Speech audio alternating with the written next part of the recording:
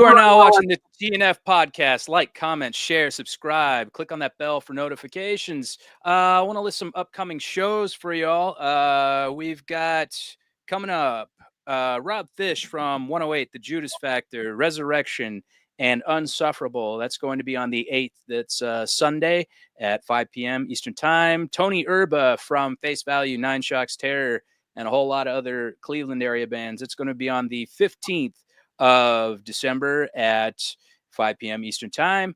My old friend Kevin Roddy from Lorraine Drive, Society's Finest. And this runs through. That's going to be on the 22nd of December at 5 p.m. Eastern Time. That's going to be our last show for the year. And then everybody is going to be celebrating for the holidays. Next year, on the 12th of January, we got Aaron Dahlbeck from Bane, Converge, Only Crime, and Be Well. That's going to be at 5 p.m. Eastern Time on Sunday. And as you can see at the bottom here, I have an official merchandising company, hellsheartco.bigcartel.com. Use the code 20 for 20% off your entire order. We'll throw up some samples at the end of the show.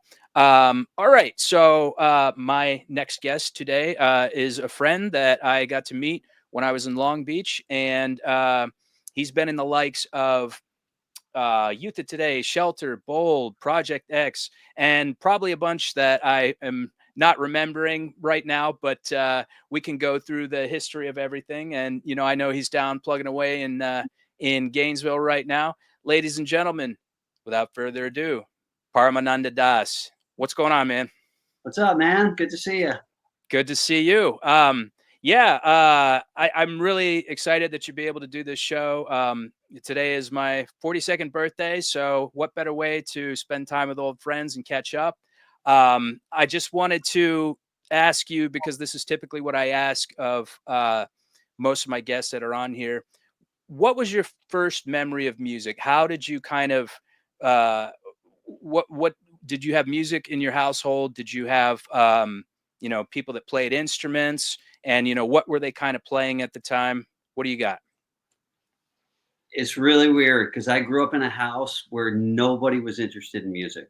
Nobody played an instrument. Nobody really, people casually listen to music. Like my dad would listen to Frank Sinatra and stuff like that. But it wasn't like anybody was super into music or was a musician or played any instruments. And it was really weird because from the time that I was a little kid, I remember being like 5 or 6 years old and just being obsessed with music. Like any kind of music that I could play or any records that I could get, like a little tiny kid walking over with records to the record player. We know that this life isn't our first life. You've had many past lives. And so you carry those tendencies over from past lives. And I must have had some kind of deep impression of music, or I must have been a musician in my last life, because it was one of my earliest memories, just being obsessed with music. So I was the black sheep of the house because nobody else was really into it. Did you play in any sort of school bands or anything like that? Or were you just like, you picked up guitar and just kind of started a band? No, I was obsessed with rock music. I didn't like band music. I didn't like jazz. I didn't like any of the music that my dad listened to. I don't know what it was about like Led Zeppelin, Black Sabbath,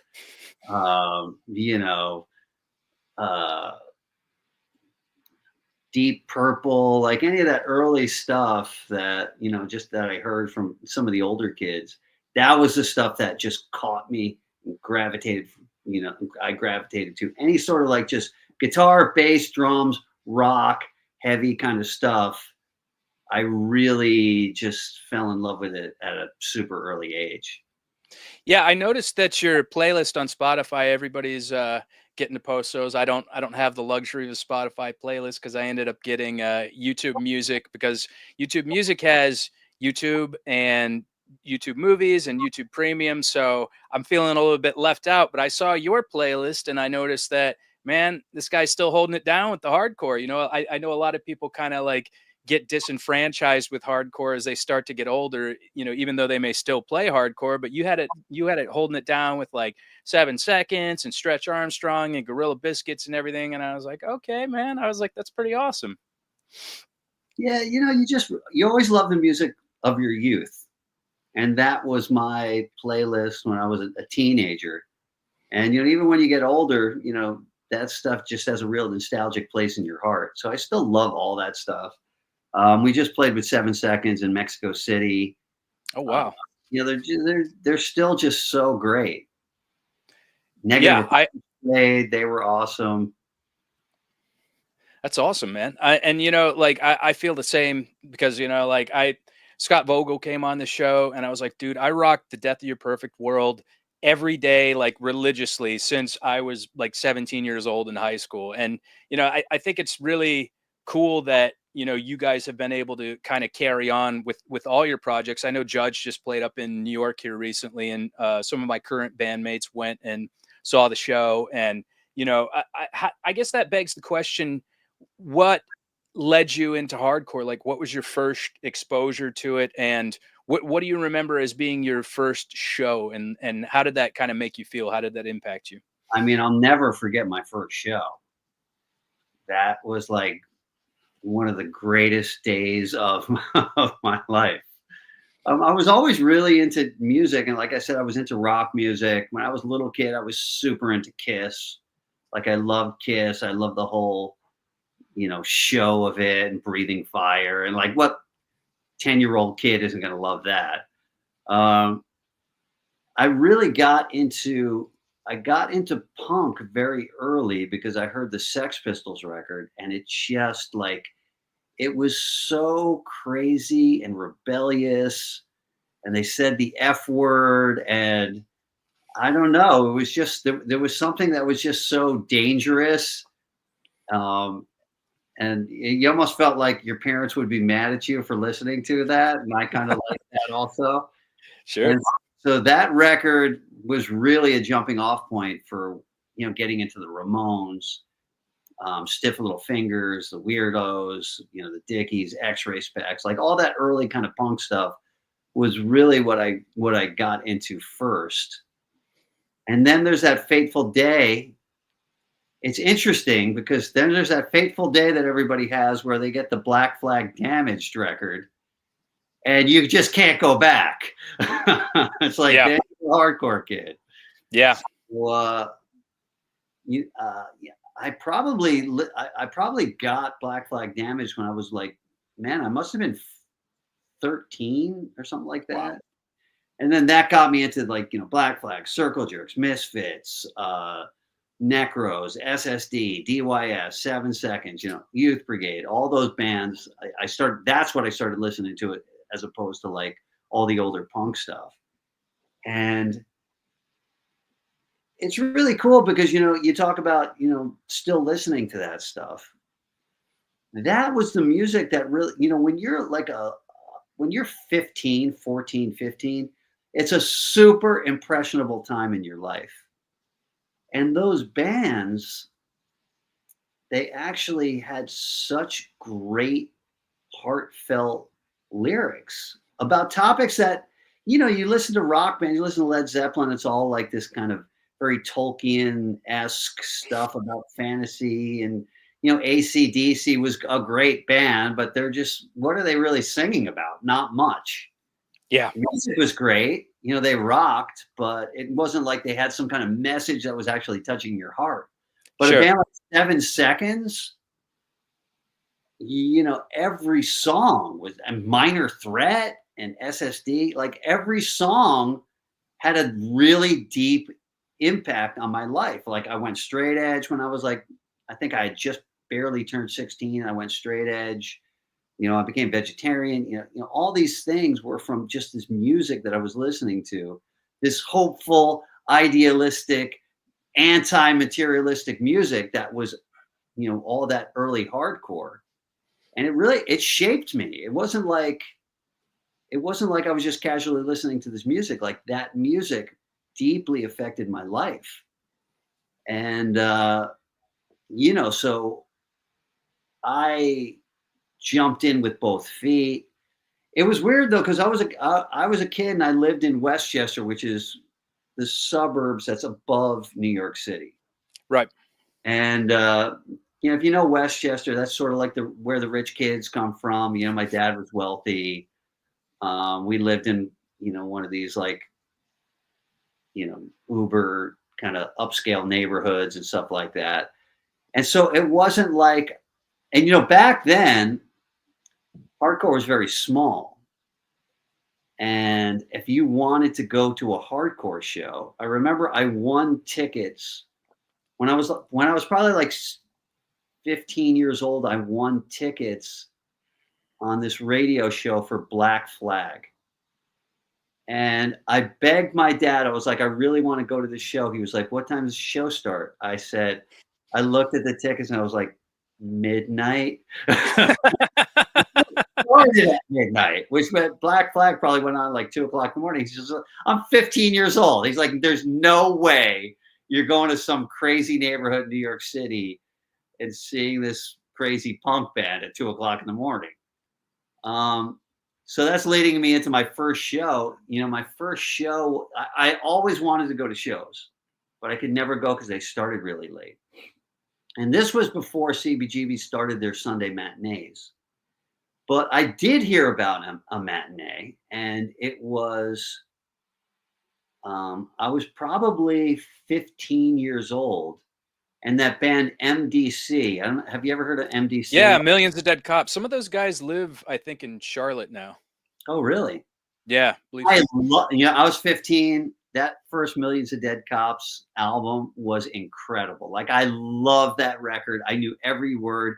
They had that song Corporate Death Burger, which was a vegetarian song on it too. So that was that was probably the first exposure I ever had to vegetarianism in my life, was listening to that MDC record. So they were playing Rock Against Reagan, which was a protest that was in Central Park in New York City. And it started during the day. And I think they went on at like 4 o'clock or something, like really early. And that band Crucifix also played. Do you ever heard of that band Crucifix? They were like yeah. band from Berkeley, California, or from San Francisco. Yeah. And I love them too. So I was so excited. I was like, oh my God, I'm finally going to go to a hardcore show. So I told my dad I was going to my friend's house to study, hopped on the train to New York City, went, took the subway to Central Park, and with a couple of other friends that were like slightly into hardcore. Barely anybody was into hardcore from my school. There was maybe like 2 other people, and so they kind of took the train down with me. And so we get to Central Park, and it was all like reggae bands. It was all different kinds of music because it was just a Reagan protest. So it was like we had to sit through like we got there really early, and we had to sit through like hours of like reggae bands and big long speeches against Reagan. And finally, Crucifix went on. And there was another punk band called the Crucifix, which I'd never heard of before. And they were very artsy and slow, and I wasn't into them at all. And then Crucifix went on, and they were good. But it was weird because nobody moved around while Crucifix played. Everybody just sat there and watched them. And I was kind of bummed because I wanted to see what slam dancing actually was, and I wanted to see stage diving and all that stuff. And so finally MDC went on.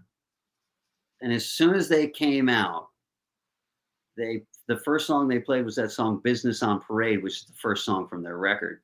And the place just exploded. Like, I remember just sitting there like 15-year-old me, who at this point had been into punk for years. And they just started playing, and the whole place just exploded. A whole huge pit opened up, like a circle pit, and people were stage diving, grabbing the mic and singing along. And I was like, oh my God, here's my chance to slam dance. So I immediately just hopped in the pit. I had no idea what I was doing. I was just running into people as hard as I could. And then I was like, I'm going to do a stage dive. I'm going to do a stage dive. So I ran on stage, and the singer Dave was singing the chorus, and it was so cool because I grabbed the mic and he was so close. Like you were able to get on the stage. There was no bouncers. There was no anything. So Mhm. anybody could just jump up on the stage. And I remember like Dave had the mic and I just went over and I grabbed the mic and he kind of turned to me and we both sang the chorus. Business on parade, corporate dance array. And then I did my first stage dive and I was just like a little kid. So people like were carrying me around like crowd surfing for like a couple of minutes. Um, and it was such a thrill for me because I had been to a bunch of concerts. I saw Kiss, I saw the Cars, I saw like just a bunch of like rock bands when I was a kid. And at those kind of shows, you're so far removed from the band. Yep. Like the stage is way up here. There's millions of bouncers. There's a big barrier. You're in your seat. You're in Madison Square Garden, and it's almost like the bands are like godlike, and you're just like a little demigod worshiper in the crowd. And they're Yep. way up here, and you're way down here, and they're the gods, and you're the worshiper. And it was just like the separation between there was like an ocean of separation between the band and the fan. But hardcore wasn't like that. Hardcore was like you could actually jump on. It wasn't even like there was no separation. Right. It was almost like, okay, here's a form of music where you're not a listener, you're a participant in the show. And you can get up on stage, you can sing along, the stage is yours, the mic is yours. And it was so cool. It was just like this whole kind of immediate communication between the audience and the band, and there was no barrier. And it was almost like,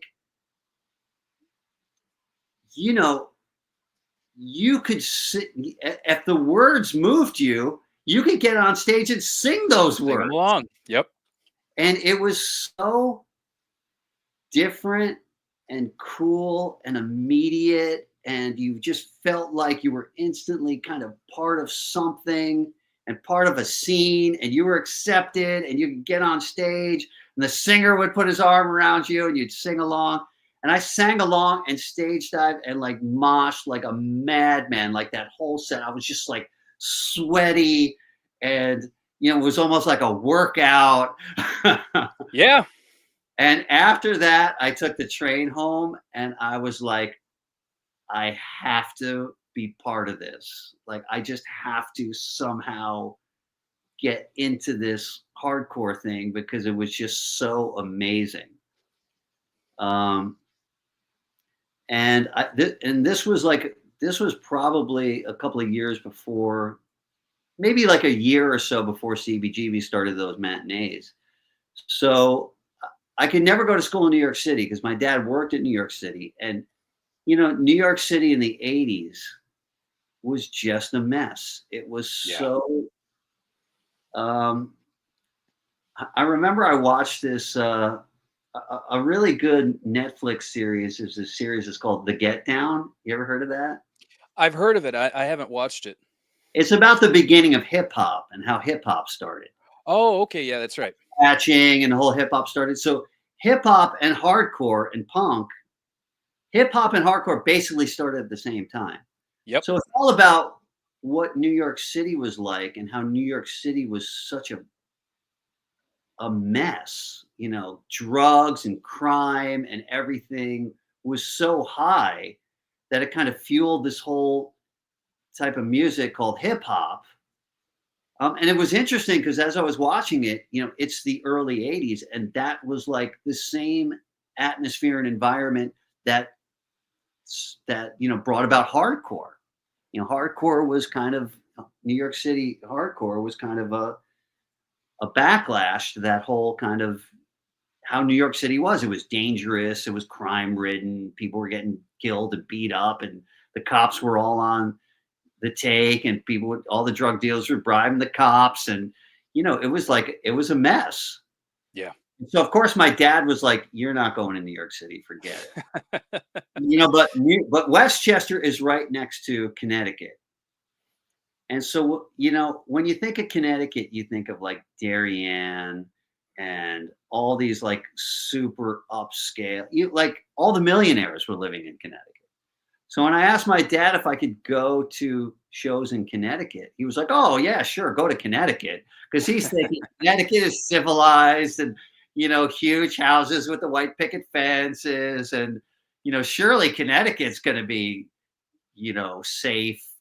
Little did he know that I started going to shows in Stamford. There was a famous club in Connecticut called the Anthrax, but that was in Norwalk. They actually started in Stamford, and it was a really, really cool spot. It was actually this artist guy started it as his art gallery, but he was also into punk. So the art gallery had like this dingy basement that probably held like 75 people tops. There was no stage. There was a little tiny stage that was like this high. Makeshift sound system. The ceiling was about like this high. And he started having shows there, and that was the first Anthrax. And so I started going shows there, and Stanford was one of the most dangerous places. It was probably more dangerous than New York City. Like, there was this deli on the corner where we would go and get like water and like drinks and stuff. We could walk there from the club.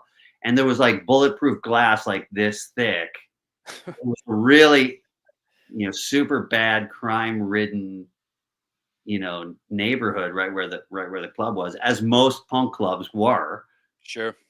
But it was such a magical little place. I mean, in that it was very centrally located, because when bands would go on tour, the normal places they would play was like Washington, D.C., New Jersey, New York City, Boston. And so Connecticut was right between New York City and Boston. So a lot of bands would play the Anthrax as just a kind of stepping stone place, between New York City and Boston. Oh, it's right on the way. We'll go play this club in Stamford. And at that little tiny club, I mean, I saw every single huge punk band. Like I saw Black Flag, Circle Jerks, Youth Brigade, the Dickies, the Necros, the Descendants. I saw the Descendants on the Milo Goes to College tour when I was just like a tiny kid. You name it, every band played there. It was and it was 7 seconds. And it was so cool because there was a little kind of place off the gallery where bands could stay. And so most of the bands would sleep there. And so we would just hang out till like 2 or 3 in the morning with the band, just kind of hanging out like after the show. And it was such a thrill to be a kid and being like, and hanging out with Youth Brigade after the show in that little tiny band room. So it was really, really cool. And I started going to shows there every single week. I didn't even care who played.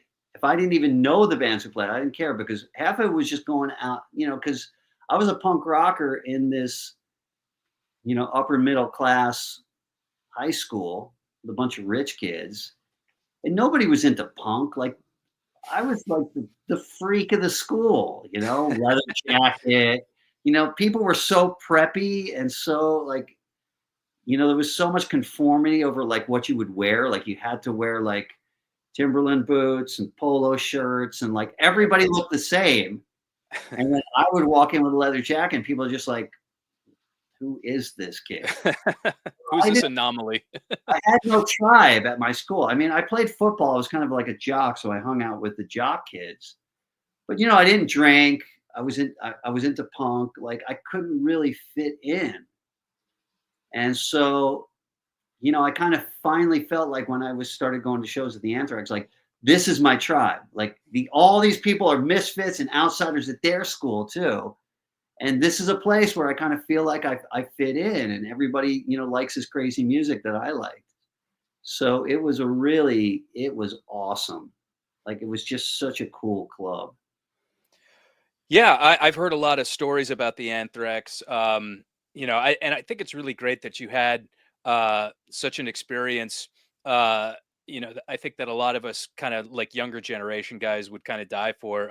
It's interesting that you put Stretch Armstrong back, or that it was on your playlist for Spotify, because those guys were Carolina like hardcore heroes, and like we didn't get the exposure of like all those early Revelation bands and whatnot. We were just a generation too short and geographically kind of out of the way. So those guys, I've always equated them to being like the Gorilla Biscuits of the South. Like they had such amazing energy and they just always set it off. And it's kind of like you were saying, like that was unprecedented compared to like going to a rock concert. Like my neighbor, he loves going to stadium tours. Like he loves it. He just loves like the spectacle of it all, and like Slipknot and all this other stuff. And I don't mind going to those shows every once in a while, but at the same time, it's like if it's like one of those if type things. If you get involved in hardcore at, like you said, at that age where you're really impressionable and things are kind of like moving around for you, like it's an experience that you will just relish for the rest of your life, and you will meet like friends, and you will get to like see all these bands and become friends with them and interact with them on a personal level. And I just think that's awesome, man, because that's such a great story that you have. Just your whole upbringing, like you got to be in the trenches when it was all happening. Yeah, it was really cool. I got to see a lot of incredible bands, and not only that, but like hang out with them. And hardcore is a different kind of music. Punk and hardcore are a different kind of music because it's not just music, it's like a lifestyle. And it was so cool because these bands all had these messages. And part of the reason, I think of why I became a devotee, everybody in my school, it's so funny because I've never been to any of the reunions because I was always just like on tour and stuff. But I see on Facebook all my friends, they're doctors, they're lawyers. They were the type of people that were, you know, almost guaranteed, their fathers were doctors and lawyers. They all They grew up, did it right. they were just being groomed for material success, you know? Yes. So most of the kids in my school just went lockstep into the whole thing. Yeah, I'm going to finish college. I'm going to finish high school. I'm going to go to a good college. I'm going to get a good job. I'm going to make a lot of money. And that's what life is all about. But, from the time I was a teenager, I'm hearing all these bands and they're all saying, that's not what life is all about. Like money isn't everything. Money and greed and stuff is what's killing the planet. And there's other ways to live. And it's all about community. And it's all about, even like 7 seconds. It's all about love and trust and community. And so immediately I kind of like, when the rest of my school went this way in a very kind of like materialistically successful way, I went this way. I was like, that stuff's not important. There's more to life than just that. And Yep. instead of going this way, I'm going to go this way. Yep. And I might have never been a devotee or been into spirituality if I didn't get that kind of heavy dose of anti-materialism from all those early punk bands and hardcore bands that I was listening to. Absolutely. And do you, and we've got a few questions in here, but we'll get to them later on if you guys don't mind sticking around, because we're gonna kind of go through the chronology and history of Paramananda's bands and whatnot. I guess this kind of begs the question: do you ever feel, because I see a lot of people on social media and like, they got this pristine life and they got the polo shirts and the white picket fence and the 2.5 kids and stuff. It's like, do you ever feel, and let's just say hypothetically, you did find Krishna consciousness along the way. Do you ever feel any like maybe regret that you didn't pursue a path like that? Not really. I joined the temple in my early 20s, and then I was a brahmachari for 5 years. So I sort of left the temple and then got married. And I think I was like 29 years old. And, it's so daunting. The only thing I had ever done since I was 16 was be in a band. I never really like had a real job besides like whatever kind of job that I had, when I was a kid in high school, Yeah. and had no resume. Like, what am I going to do? I'm like 30 years old. I have zero resume. So, that was challenging, but whatever, you just kind of, I don't regret it. I mean, that was some of the best years of my life. Yeah.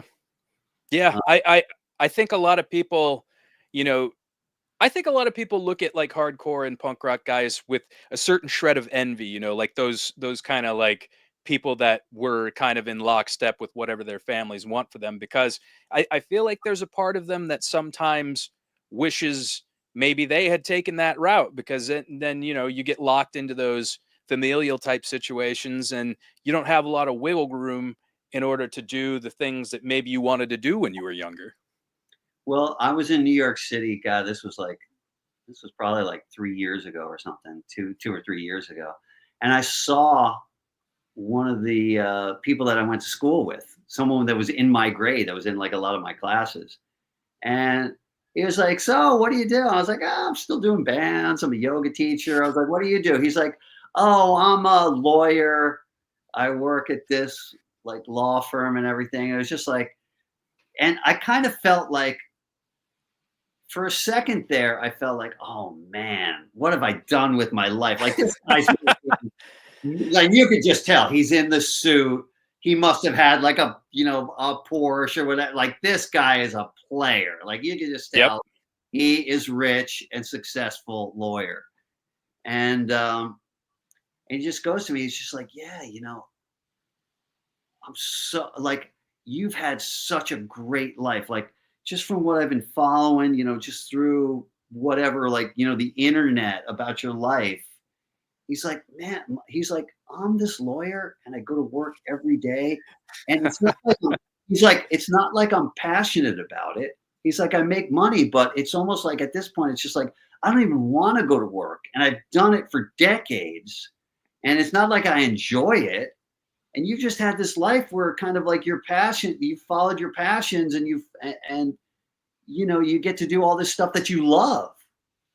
And I think that's so cool. And like, here's this guy envious of me. This guy's got everything. God knows how he's probably living on Central Park West. Um, and so it kind of knocked that out of my mind. That, oh wow, I've wasted my life. Look at this guy. You have to Yeah. remember that really what your life is about is your contribution. And you could be very wealthy. I know people that are super wealthy and they've made an incredible impact in other people's life. It's not like being wealthy disqualifies you from making a contribution. I know people that are super wealthy that use their money in incredible ways. One example I can think of is I don't know if do you know Sachi Sutta, who runs Uh, Equal st- Vigor? oh yeah, Steve. Yeah, yeah, Yeah, Steve. yeah. And now he does that merchandise company, Merch Now. And Oh, that's right. I don't know if you know it, but Merch Now is like one of the hugest merchandising companies practically in the Northeast. Like Wow. he's a multi-millionaire many, Yeah, many times over. And it's so inspiring because he's a devotee and he understands my life is all about my contribution. So he's constantly helping people, and he's super charitable, and it's just like the amount of like and he's just like, I've made my money, now I just want to help other people. And I know a lot of people that are like that are rich devotees, and they just get it and they use their money in so many wonderful ways. sure. um Yeah, and it's not like being rich disqualifies you from making a contribution. You absolutely. you could have lesser means, and your life could also be about contribution. But you fall into the trap when it's about chasing money. It's all about just kind of like building something for yourself, and that can seem very small and unsatisfying. So yeah, it's really just about how you can make really like a spiritual impact in this world, and how what good can you do for other people. um, that's what's really going to make you happy, not having money and having this job that makes you a lot of money, and then for 2 weeks of the year you go on some vacation in the Bahamas, and you drive a nice car that you think impresses other people, but actually people don't care. you know and Yeah. a lot of people fall into that trap, and then they get older and they're just like, man, what have I done with my life? Yep. 100%. We got a few questions here.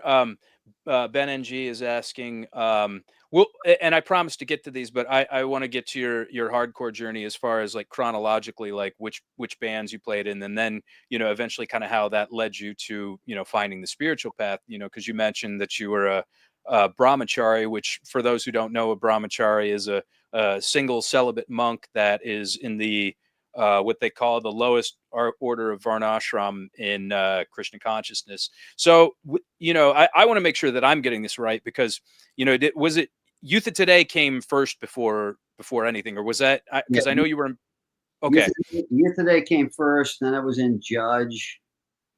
I was actually in Gorilla Biscuits for a year, Oh wow, and then I joined Shelter. okay. So how did you kind of link up with Raghunath and the rest of the guys in Youth of Today? Well, I met Raghunath at that old Anthrax, at Stanford Anthrax. Um, yeah, he was there. The famous story is I was straight edge, and straight edge was like, I don't know if Minor Threat were a little bit before my time, like all that, like 1981, 1982. I didn't go to shows. I was more into punk. I really didn't. I probably didn't even discover like Black Flag until like maybe like 1982 or something like that. So that kind of early generation of hardcore, I never went to shows. I didn't know much about the scene. So I don't know if like when Minor Threat was around, if straight edge was actually like a big deal or not. From the people that I talked to, they said it really wasn't. Like even all the members of Minor Threat weren't straight edge. And especially when Minor Threat, DYS, and SSD, when all those bands broke up, straight edge was like, as far as just what I could see from going to shows, straight edge was considered something. Oh, that happened. Like that was just kind of like a blip in time that kind of came and went with Minor Threat.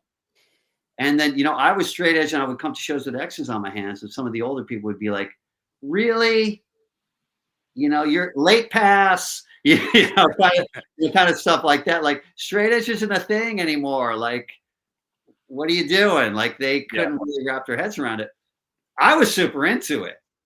I hated drinking. I hated doing drugs. I hated smoking pot. I didn't want to be part of that scene. I never liked it. I was peer pressured into it.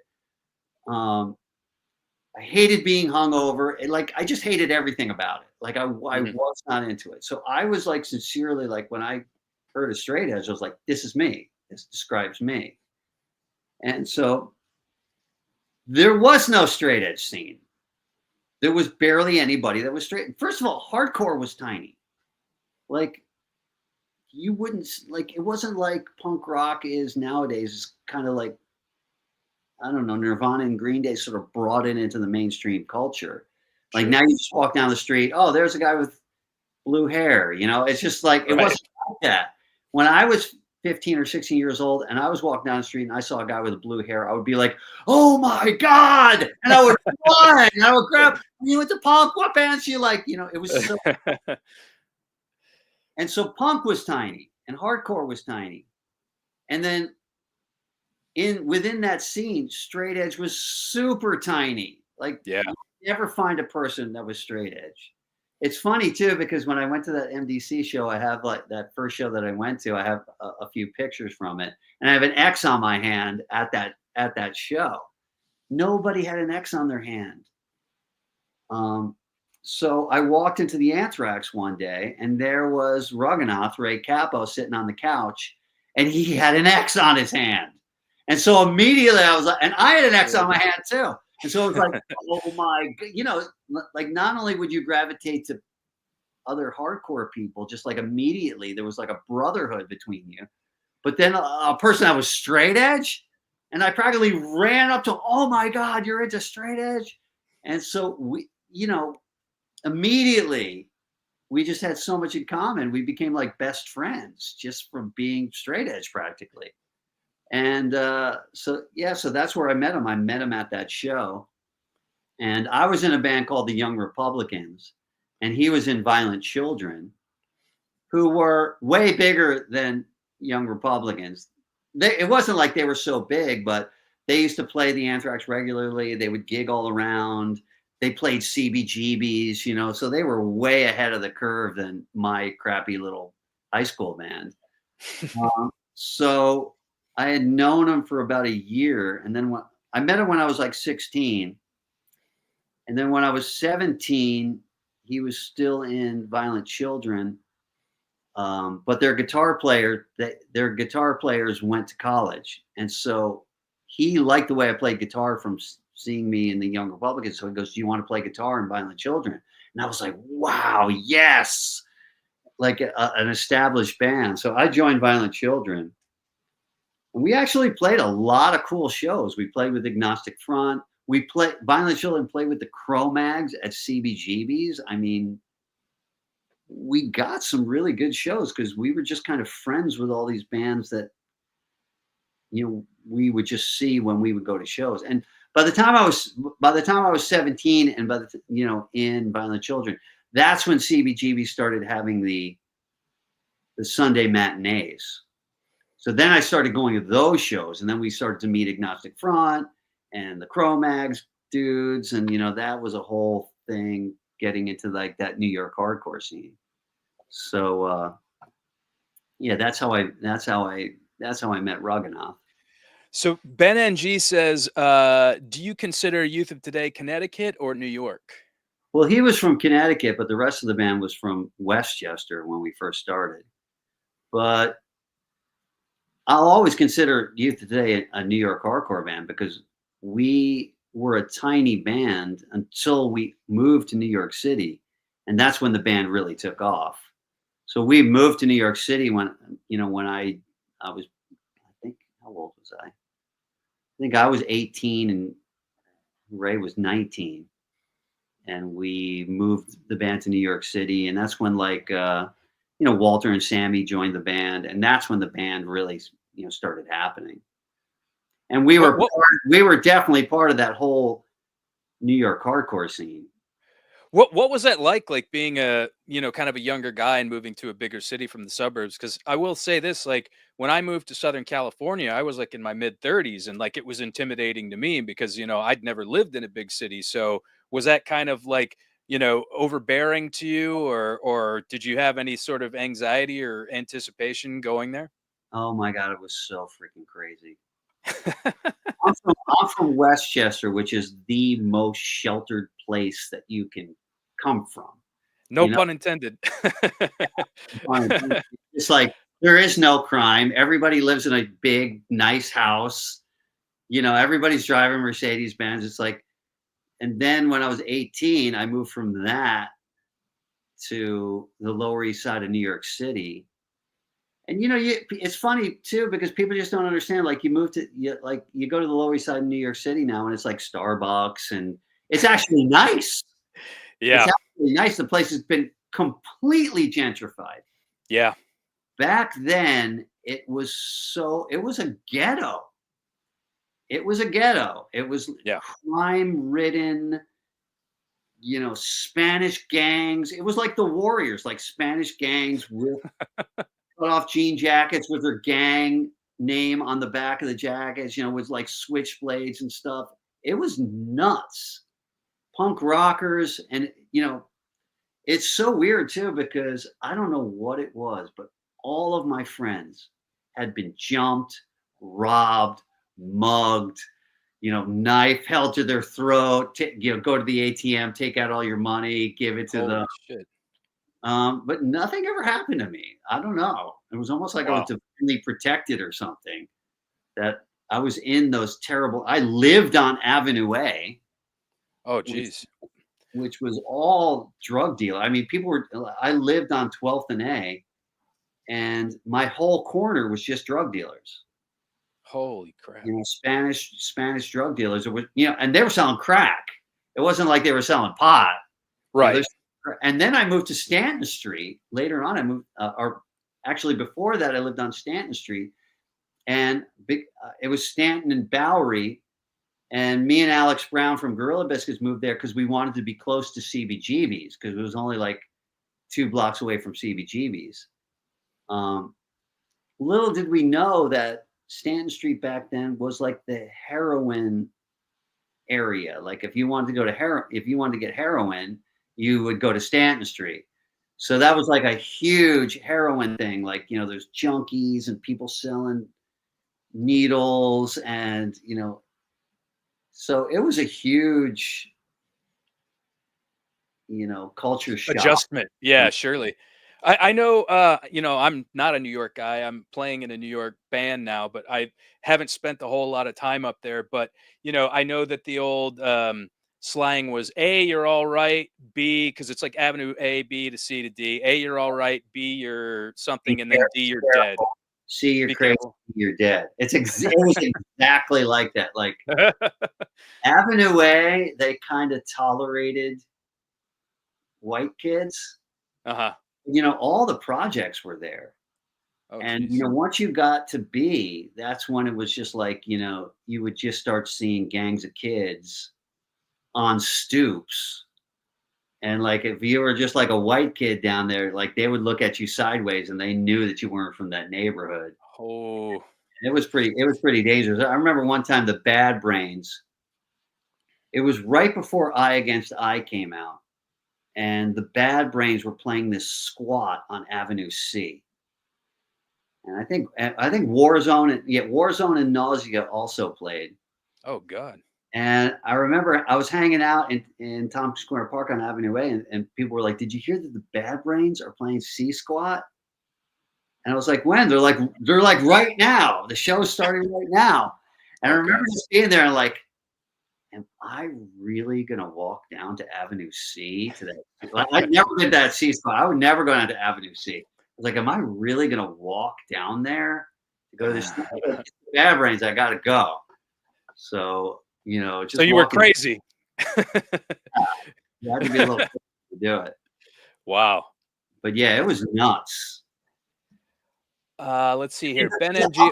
The upside of it was this. The rents were super cheap. And because the rents were super cheap, you had a lot of musicians, you had a lot of artists.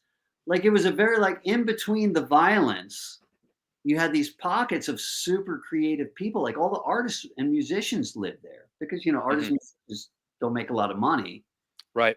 And so because of that, on the Lower East Side, I mean, you had such an incredible music scene. And it wasn't just like you had this incredible hardcore scene. There was a huge ska scene. There was a huge hip hop scene. There was a huge like death metal scene. Like all those, this was like the mid 80s. So all those scenes like metal and hip hop, they were still starting. They were just still kind of like coming up and starting. And it wasn't like hip hop was huge. Hip hop was still very underground. So you had a lot of like really small clubs that would have like hip hop. And in one sense, it was really, really cool because you would meet just like artists and sculptors and hip hop kids and, all these different kinds of, scenes that were just starting up. Everybody lived down there. And in one sense, it was dangerous and crazy and chaotic and drug filled. In another sense, it was like, wow, it was very kind of like a bohemian place to live. And, nowadays, there is no New York hardcore scene because who the hell can freaking afford to live in New York anymore? Nobody, especially musicians. Back then, just think about it.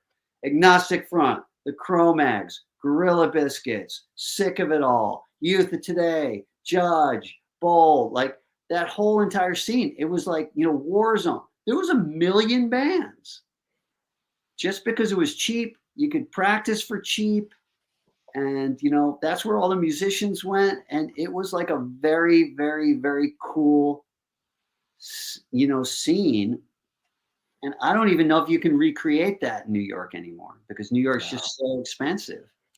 Yeah. So that was like the last of like being, and it's just not the same when you're doing it in like Cleveland, or to just be in Manhattan, which itself is like such a center of culture. And to have this little pocket where all these musicians lived, it was a really incredible time. And just to be young and kind of grow up in that was actually super cool. Ben NG says, what was the impetus to change the classic punk look to the more collegiate youth crew style? Because I know you guys were kind of one of the first ones to do that.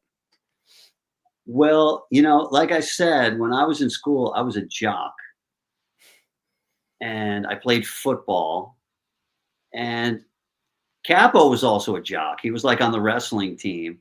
And I had kind of like forays into where I would have crazy hair and like a leather jacket, but it wasn't really me. Like, by the time I was like 17 years old, my look was camo, pretty much how I dress now. Camo shorts, my varsity football jacket, and maybe like, I don't know, band t-shirt. Like, I didn't look, and like I had like a crew cut or something like that. So we looked, I remember like the very first time I went to CBGB's, I walked in there, I had a crew cut. I had like, big Nike sneakers and like shorts and my football varsity jacket. And when I walked in there, I felt so out of place. I was just like, oh my, and everybody was looking at me sideways, like, who the fuck is this guy? Because everybody had mohawks and Doc Martens, and Sure. it took a little guts to kind of dress, to walk into CBGB's with like a varsity jacket. But that's where the whole straight edge look came from. Yeah. Varsity jackets, very clean cut looking, sneakers instead of boots, because that's just kind of like what we wore. Yeah. And I don't know, that's how the whole thing sort of started. Okay. All right. Wow. Okay. This is Trivik Ram.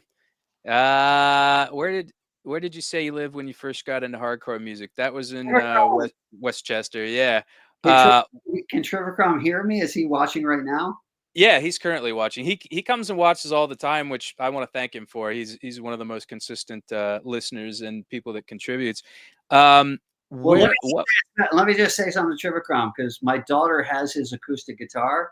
She is back. So anytime you want to get your guitar back, just contact her and you can go over there and get your guitar. Let's see here. What were some of the personal traumas or pain you carried from growing up that contributed to your attraction to this rebellious form of music? What milestones or personal difficulties growing up pushed you in that direction? What is your spiritual realization about the hardships, difficulties, psychological hardships you faced, and how they may have pushed you closer and closer? I guess it'd be kind of like a good way of like segging into the whole like, how did you get into Krishna consciousness? Because, there's what they say, there's four types of people that come to Krishna. There's the distressed, there's the people that are looking for like material gain, there's the inquisitive, and then there's one more that I'm forgetting about. Seekers of the absolute truth. Okay. Well, going back to Trevor Crum's question, I don't know how punk. Maybe punk is different now because it's just so mainstream. But back then, if you got into punk, there was something wrong with you. You know what I mean? It's like normal, well-adjusted kids were not going down to CBGBs, screaming into the mic, and then jumping into the crowd. You know what I mean? Right. You had a screw loose if you got into punk, and that was almost like the beauty of it. It was like, here we are, we're all misfits, we're all outsiders, we all got a screw loose. This is your place. Like, you've come to the right place, kind of. So my thing was, you know, really my earliest memories of childhood was my parents hated each other. Ooh. Like it was unbelievable. Like I remember, like when I was a little kid, and I would see TV commercials on TV for like a divorce lawyer. I'm a divorce lawyer. Like I know my parents are going to be checking in with that divorce lawyer. One of the like I remember being like 5 years old, be like, I get it. My parents are going to freaking be calling this number any day now because even when I was a little kid, my parents used to just fight almost like violently. Like they would be fighting and throwing stuff at each other and just like fuck you, fuck you. You know, it's just Yeah. like it was so traumatizing for like a little kid. I know this all too well, sir. Yeah, because you know, when you and this really had a big this had a really big thing for me for getting into Krishna because when I grew up, it's almost like, you know, where your family is supposed to provide you security. There was like none of that because there was so much like chaos in my house and fighting and just like, you know, dissent, like constantly.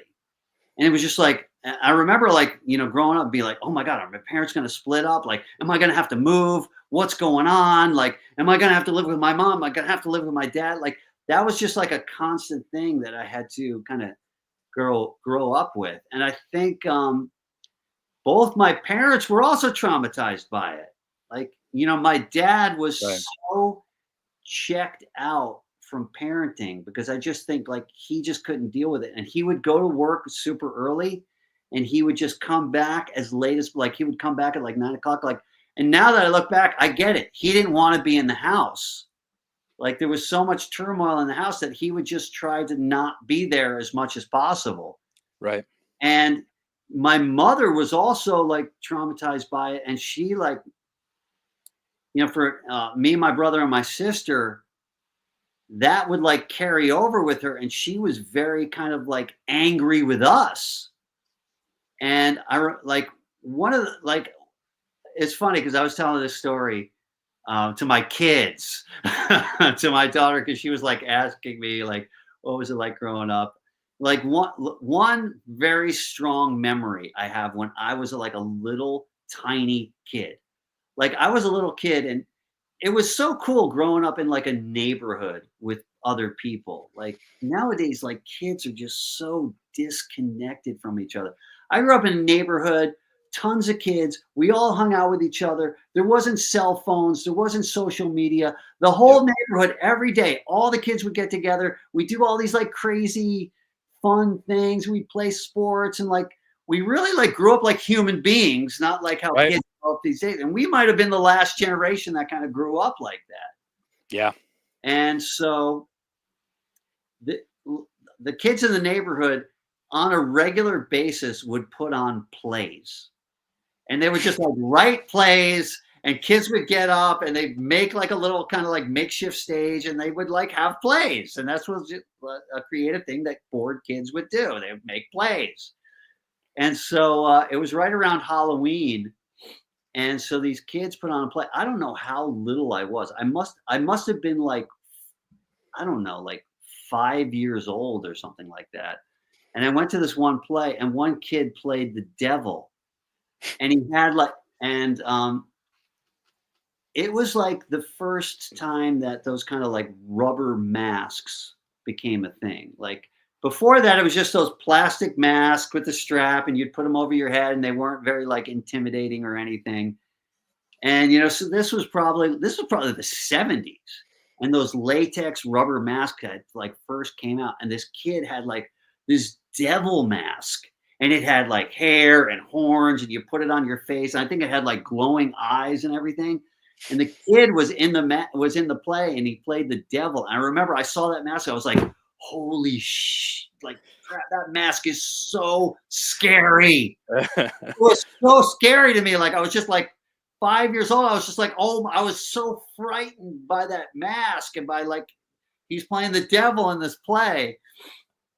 And so I think he saw how scared I was with the mask. So after the play was over, like a kid would do, he's like, okay, let me tease this little kid. Oh no. He was chasing me around the neighborhood. Like, I'm gonna get you. The devil's gonna get you. And I Oh was just like, god. ah! And he's chasing me literally around the whole neighborhood. I was beyond scared. Like I was terrified of this freaking kid. I thought like the devil was chasing me. It was so terrible. And I ran into the house.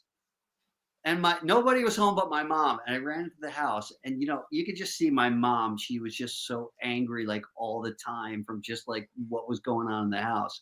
And I ran into the house. I was like, "Oh my god, wow, this kid!"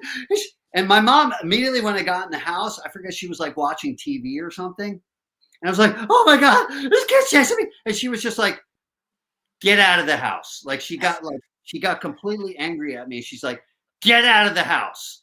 And I was like, "No, it's okay. He's got the mask. Oh my gosh, no!" And she's just like, "I don't care what's happening. Get out of the house immediately. Like you're bothering me. Get out."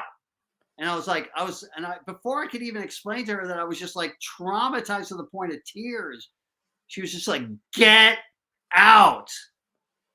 And I remember being like 5 years old and having this realization that,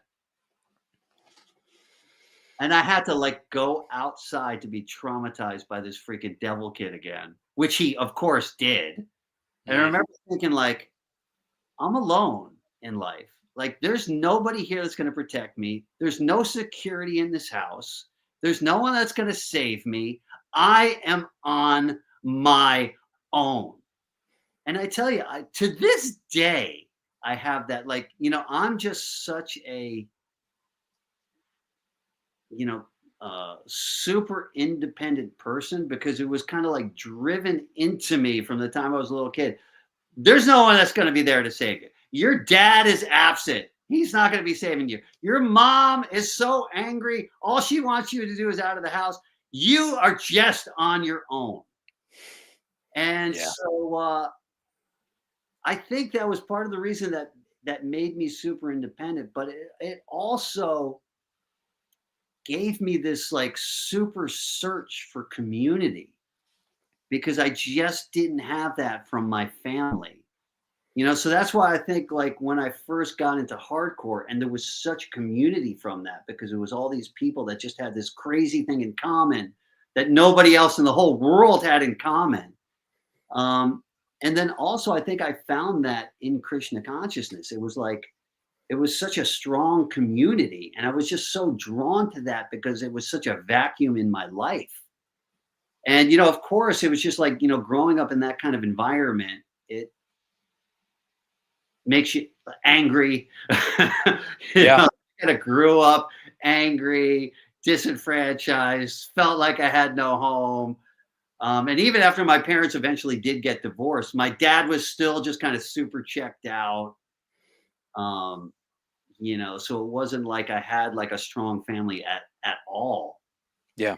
So I was the perfect angry kid, outsider candidate for punk rock, which is why I think I got into it when I was like 11 or 12 years old, because that was part of the reason why the music spoke to me, was because that's how I was. Like when I heard the Sex Pistols, like fuck this and fuck that, that's how I felt. Yeah. Yeah. So Oh when yeah. you band articulate it, you're like, yes, this is my music. Like I don't want to hear Led Zeppelin talk about fairies. Like I want to hear this angry music, because this is how I feel, and this band is articulating it, Right. and it's striking a chord in me. Yeah. And so that's how I really got into punk. But I think that was, growing up like that, um, I think that was one of the big impetuses for me to find like a deep community. And one of the things that really kind of pushed me over the edge, where like I'm going to join a temple, was um, Steve Sachi Sutta had just left Gita Nagari. He literally had like nowhere to go, and I had my own apartment at that time on 14th Street in New York City. And we were friends because, Youth Today, he would put on shows in Albany and Youth Today would always play there. So I knew him. And so he was like, I remember I saw, there's no cell phones and stuff like that. I just happened to see him in New York City and was like, oh my God, dude, can I stay at your place even for a few days? Like, I literally have no place to go. All my possessions are in this backpack. I was like, yeah, dude, of course, we're friends. Come stay in my apartment. And so he ended up staying at my apartment for like months. And we were just kind of like roommates in this studio apartment. And that's when I really started to get into Krishna. I was sort of a little bit into Krishna before that, but like that's when like I would started chanting because he was chanting and things like that. And I remember he said, "Do you want to go to the temple?" He said, "It's my guru's birthday, and they're having a big thing at the temple. Do you want to go?" And I was like, and it was just so. It sounded so weird and interesting and intriguing, like a guru's birthday. I'm thinking there's going to be a cake. Like I'm thinking it's just going to be a birthday party. Right. He goes, but actually, we know it's a Vyasa Puja. It's a whole ritual. It's a whole like Vedic ritual for appreciating your teacher, like that. And the whole day is like that. But I just thought it was going to be some kind of like casual party with cake. I heard birthday. And so he said, okay, you can go, but we have to go there at 4:30 in the morning because he wanted to go there for all of Mangalartik, and then right after Mangalartik, it started basically right after the morning program. I think it was actually kind of like part of the morning program. Like the whole Vyasa Puja started at like 7 in the morning, and so it was at the Brooklyn Temple. So I was like, yeah, I was just a punk rocker. Like far out things and off the beaten path things attracted me. So it's like, okay, 4:30 in the morning, I'm going to go to this Krishna temple for a birthday party. I'm in. That sounds so weird. Plus, I wanted to go to the temple too. I had Yeah. actually, I had been to the temple. I think I had been to. There was a temple that when I was in Youth Today, there was like a little preaching center that was around the corner, and me and Raghunath used to go there to get food, basically. So I kind of knew what a temple was like, but I didn't know what it was going to be like at 4:30 in the morning. So we went there, and I remember I walked in, and if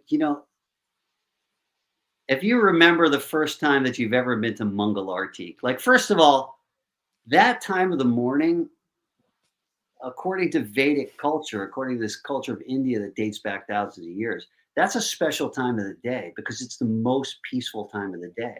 Yes. And I remember just like peace and calmness actually permeates the atmosphere. It's not just you're personally feeling peaceful. There's something about that time, like the hour before sunrise, where calmness actually fills the atmosphere, according to thought. And I remember like everything, and I'm this punk rocker going to shows, stage, like my life going on tour. At this point, I've been all around the world, going on tour. The craziest life you can ever imagine. Like I lived 4 lifetimes. By the time, like I was probably like, I don't know, I was probably 22 at this point or something like that. And so to wake up at 4 o'clock in the morning for like the first time, and then you open up into this temple, and there's like incense and the deities, and everybody's chanting these like beautiful mantras accompanied by like mridangas and kartals. Like it just was so peaceful and beautiful. And I remember just being like smelling the incense, and you walk into this thing, it's just like, wow, this is incredible. So I really liked it, especially being a musician. Like I could really appreciate them. Like at that point, like New York had the best mridanga players. You know what I mean? So like Yeah.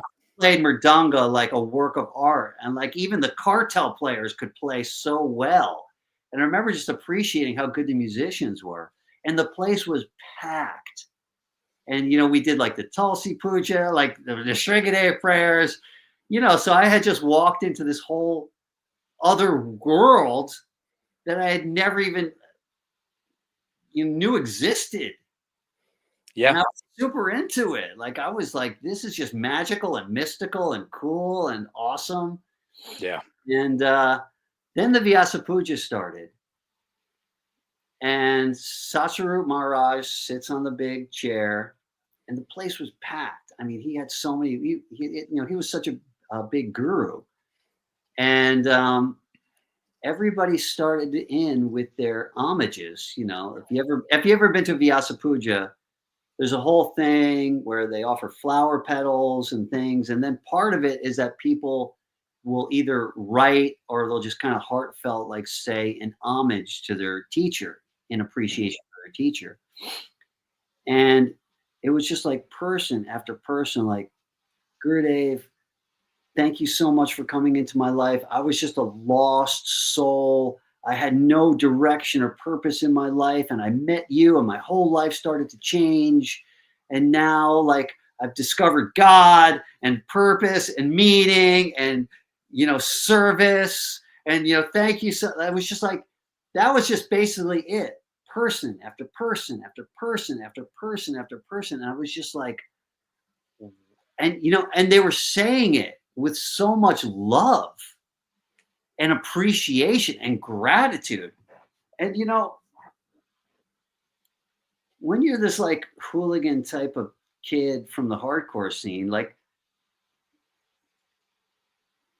I didn't have any appreciation for anything. I didn't have like gratitude for anything. Right. And so it was sort of the first glimpse that I got into like higher culture, like a culture that was all about gratitude and service and developing loving sentiments, not only for God, but for other people. And I had my first like Windows glimpse into this whole other world where you don't have to live this crazy materialistic lifestyle. There's actually this beautiful world of love and service and God consciousness. And it was almost like the window just opened up a little bit and I got a peek into this world. And I was just like blown away. Like, there was so much love in that room. I never experienced anything like that. Because, like I said, like growing up, there was no love in my household. There's like hate in my household. You know what I mean? I'd Right. never been to it. Like, that was the first experience where I had, like, wow, there's so much love in this room right now. And it was like a really beautiful thing. And I Yeah. remember sitting there, he had so many disciples that the homages went on for hours. And I didn't even care. Like, I wasn't even bored. Like, I was super fascinated by the whole thing. But I remember sitting there the whole time and I was thinking, I can't wait to hear the guru talk. And I was just thinking, like, and he just looked so kind of saintly up there, and he had his orange robe and shave, and he's on the big seat and everything. And I was like, I can't wait to hear what he's going to say. Because I was thinking, like, here's this like enlightened Buddha type being who's affected all these people's lives. Wisdom is just going to start pouring out of his mouth. And it's just going to be like Jesus or something, and just like knowledge and wisdom and enlightenment. And he's going to enlighten the room. It's just like, and that was my expectation. And so finally, after all of the homages, finally it was Satsarup Maharaj's turn to talk. And it was totally not what I expected at all. Mm. And this is basically what he said. He said, like, thank you so much for all of your appreciations for me. And I just got to say that when I'm sitting here listening to all your like glorifications of me and like your appreciations of me and saying how your life has changed so much because of me, when I hear that, I'm just thinking this goes directly to Prabhupada. And there was like a Prabhupada Murti, like a statue of his guru, Prabhupada, this great Acharya that actually started this whole, you know, bhakti movement in the Western world, where previously had never been outside of India. And so he's this great spiritual master. Like, when there's a great spiritual master, you're called an Acharya. Like, that only happens like, maybe once in a decade, where you get this person that's just a self-effulgent, pure devotee. And Prabhupada was obviously one of those people. And Mm. so he was just like, when I'm hearing this, I'm just thinking that all that glorification should just go directly to Prabhupada, because I'm telling you right now, I was just like you. When I was growing up and when I was 20 years old, I was a completely lost soul. Like, I was so lost in this world that I was just actually like um filled with moroseness, like, because I just couldn't figure out what life was all about, and I just felt completely disenfranchised in this world, and my life had no meaning, and I saw no meaning that was going to happen in the future. And then I met Prabhupada, and everything changed. And so any good that you see in me is all because of my teacher, Prabhupada. He gave me everything. He deserves all your worship. He deserves all your glorification. And there was so much, he spoke with such humility. It was super touching, Hmm. because most people aren't humble in this world. Like, it's almost like if I grew up in a culture in like 80s America where you don't show your weakness. Like, we even have that these days with Instagram. You don't put your worst picture on Instagram. You go through hundreds of pictures and you pick out your best picture, because you Right. don't want anybody to see any chinks in your armor. You know what I Right. mean? Like, we almost live like that even more than in the 80s. But even in the 80s, there was this whole culture like, you don't show your weaknesses. You always project strength and, and your perfect life. And, you know, there's humility was the last thing that was championed in American culture, even still. And so when Yeah. I saw him, and he was just such a personification of humility. And he was the big teacher. He's the guy that's sitting on the seat. And it was just not the response that I was expecting at all. And he was so humble and so genuine. And I was just like, I want to be part of this. You know what I mean? Like, Yeah. somehow or other, like, this is what I'm like. I grew up without a community. I grew up practically without a family. Like, my family was like so not close. Like, I wasn't close with my brother or my sister. Like, but everybody in this community seemed so close, and there was so much love, like genuine love and appreciation from these people. Like, Hmm. and practically, the New York hardcore scene, it was a community of sorts, and we had music in common, and we were all outsiders, and we had that in common. And there was that. We had that. But this was just something that was just so much higher. Like, this was people that genuinely like loved and cared for each other, and like, I remember even seeing like this, like, they had this big feast, and the people serving up, can I get you anything, Prabhu? Can I get you more? Like, there was such like an attitude of people wanting to genuinely serve other people. Like, you don't see that. You don't see that, and to this day you don't see that. No. You may, like, it may happen, but really, like, in the Krishna movement, I was just blown away by it. And I was just like, Yeah. I want to be part of this. Like, this is a community that I want to be part of. And I remember maybe like a week or two later, Steve was like, I'm going to move back to Gitanagari. Do you want to move with me? And I was like, yep. Like, I want that. Like, I want to be part of that kind of community. And Yeah. to this day, I want to be part of that community. Like, we just had this, one of the reasons why I moved to Gainesville is in Alachua, there's a huge temple. There's a huge devotee community in Gainesville and Alachua. Like, Yeah. you literally cannot walk down the street without seeing a devotee. It's wild. Yeah, it's awesome. Yeah. And, It's great. there was just this festival. It's called the Festival of the Holy Name. It's like a big kirtan festival. It's just people from all around the world. Like, it was this huge festival where everybody. It's just unbelievable to me. Like, even to this day, like, you can say what you want about the Hare Krishna movement and this and that, and this leader fell down and that leader fell down, and blah blah blah, and this and that.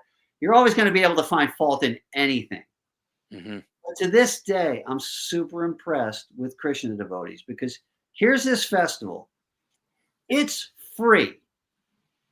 Do you know how much work and organization goes into putting on this festival? I mean, even to put up like there's all these tents, and you got to like just to put up the tents.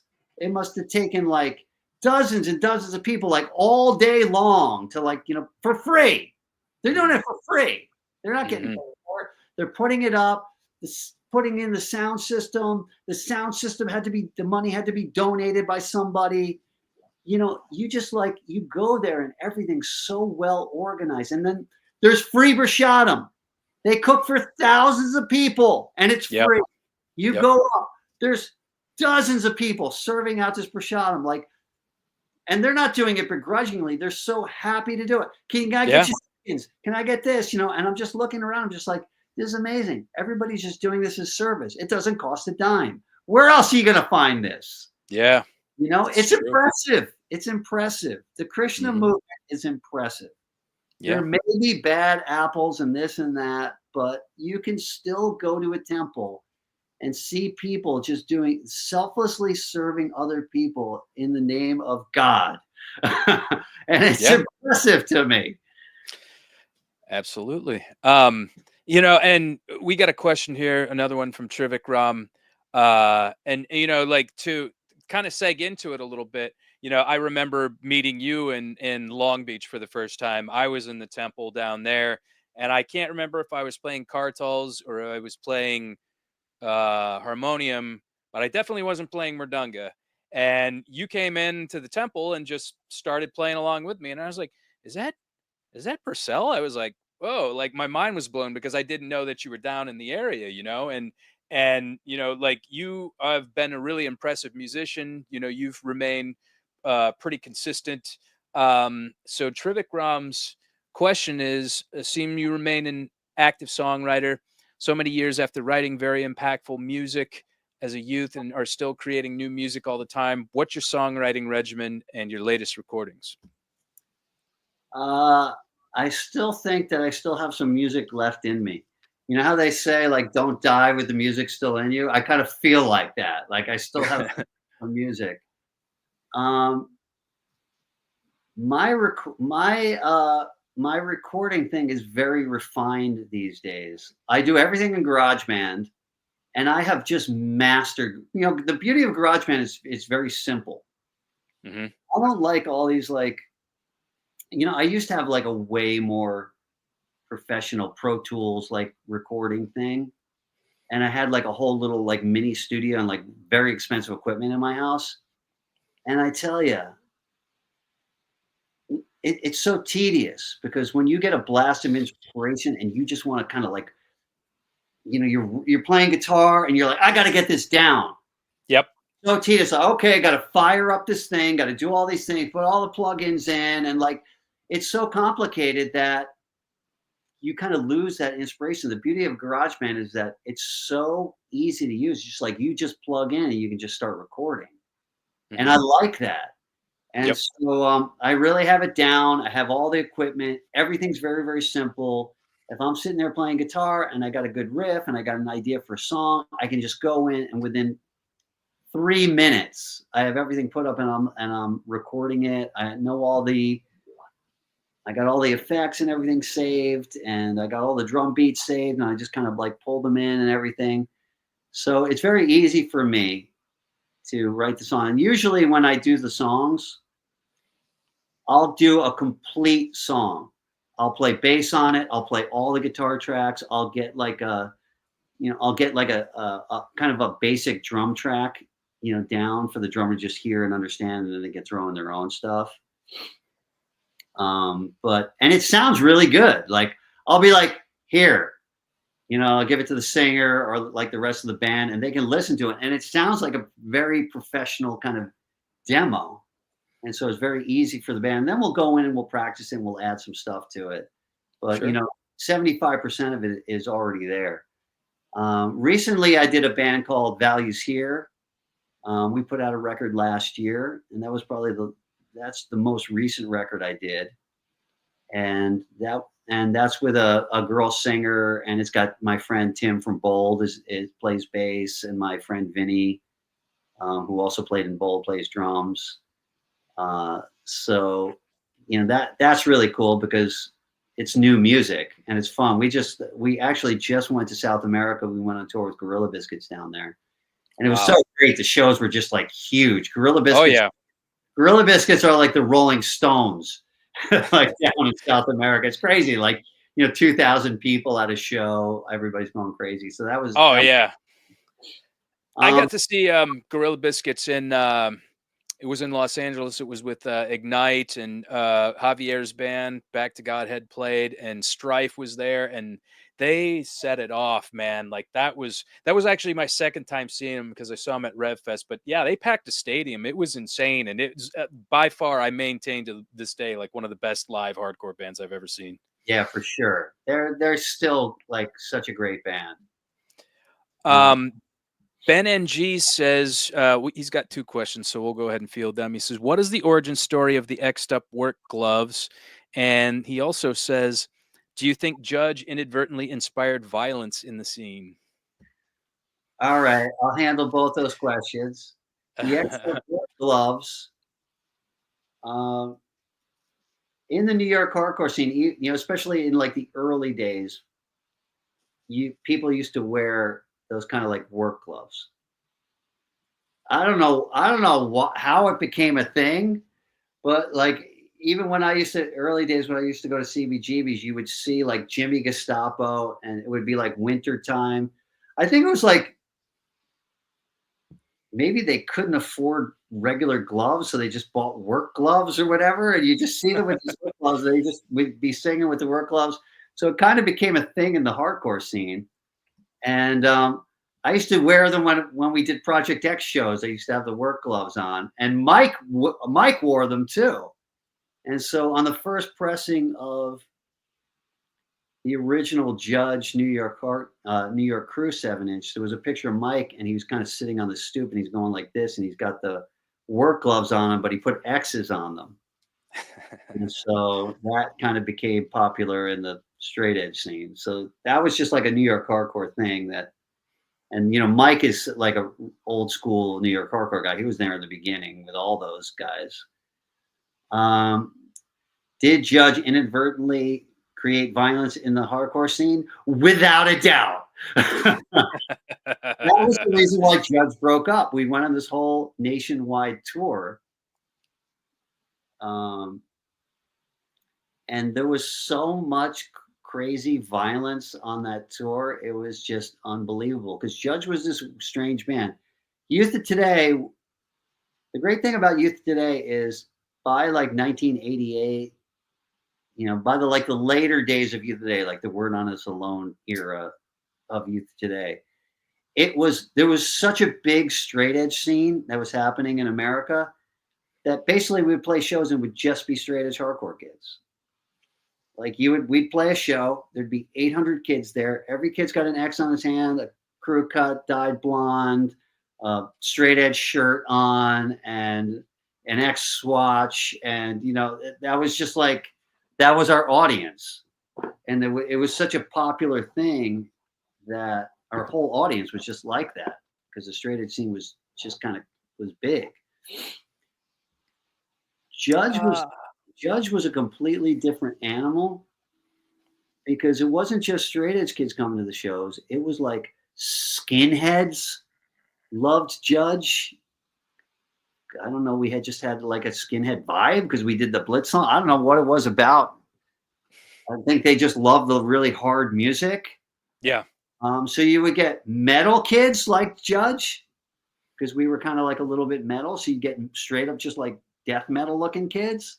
You get skinheads. You'd get straight edge kids. You just get regular hardcore kids. And so when you put like a melting pot of all these different kinds of kids at a show and you play really powerful, almost violent music, violence is going to happen. Oh yeah. So it was almost like it was so tedious. Like every single show, there would be just crazy fights. And and by the end of that tour, I just think Mike just couldn't handle it anymore. And so the band broke up after that tour, and for several reasons, but one big reason was just like the violence that was at every Judge show just got to be too much. Yeah. Yeah. It's like so crazy because like you were mentioning earlier, like, with all the people that are kind of like coming from broken situations or dealing like, with one screw loose type situation. It's like sometimes you could put all that kinetic energy in there and that you know, the aggressive stance of Judge, which I love Judge, by the way. It's personally my favorite project of yours. Which I got to see at you guys played in LA. I don't remember who with, but it was really awesome. I think that was my first time seeing you guys. And yeah, you just kind of like it would come with the territory. Like people would, people are going to get into fights and whatnot, and they kind of uh, imbibe the persona of whatever act they see up on stage, and and then you guys are just like, what the hell, like this is not what we were trying to do at all.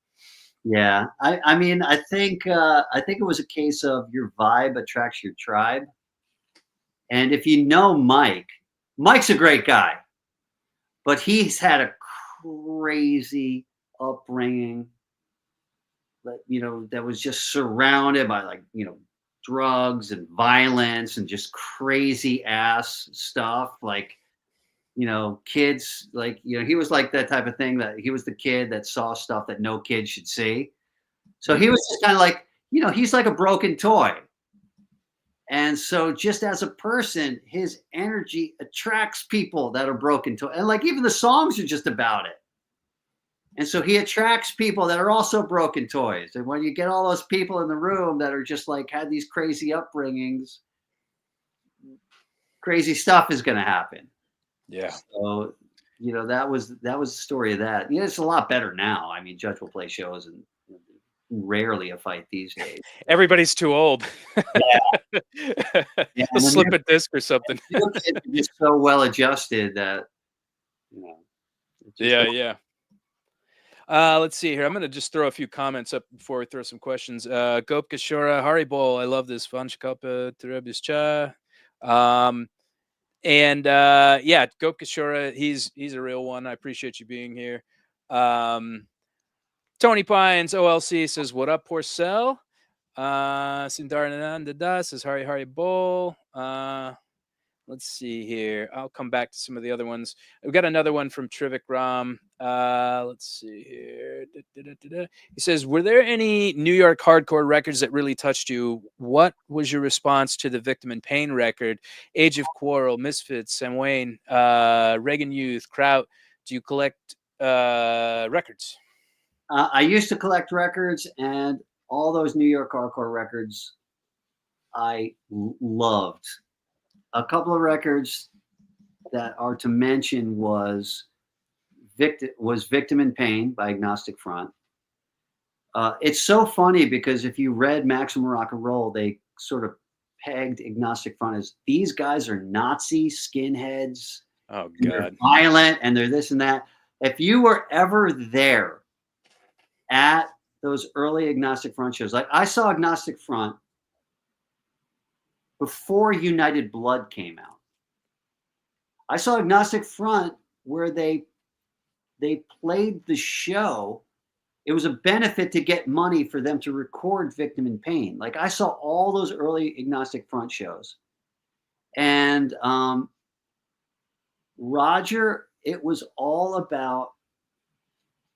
It was really cool because when you walk into CBGB's, let's face it, man, it was like very easily you could be beat up. Like it was just a bunch of crazy motherfuckers hanging out at CBGB's that lived on the street and lived in squats and had screws loose and were powder kegs, and they would kick your ass for looking at you wrong. But luckily, the king of the hardcore scene was Roger, and Agnostic Fronts were the kings of New York hardcore. And Roger would get up there on stage and he would be like, I don't want to see people messing with other punk rockers. We're all misfits. We're all outsiders. I don't care if you're a punk. I don't care if you're a skin. I don't care if you're straight edge. I don't care what you are. We're a family. We're all outsiders. We're all here. Everybody look out for each other. And it was almost like single-handedly, Roger and Agnostic Front, they set that tone for New York hardcore. We're a big family. Look out for each other. It's us against the rest of the world. It's not us against each other. Other scenes didn't have that. You'd go to LA, it would just be like punk on punk violence times 1,000. Yeah. You know what I mean? But New York hardcore wasn't like that because Agnostic Front wasn't like that. They really put out the vibe that this is how we're going to be. It's one big family. We're united and strong.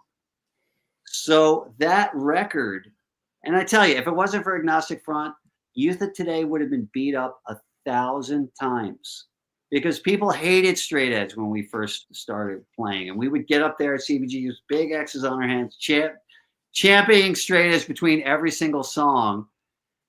But Agnostic Front were like, these guys are cool. It doesn't matter if you're straight edge. It doesn't matter if you're no edge. These guys are cool. These guys are part of the family. And so nobody messed with us, almost like just because we had that Roger Murray, Vinny Stigma stamp of approval. So I'll always have a great admiration for those guys. And that record will always have a special place in my heart because it really represents, you know, that scene back then was just incredible.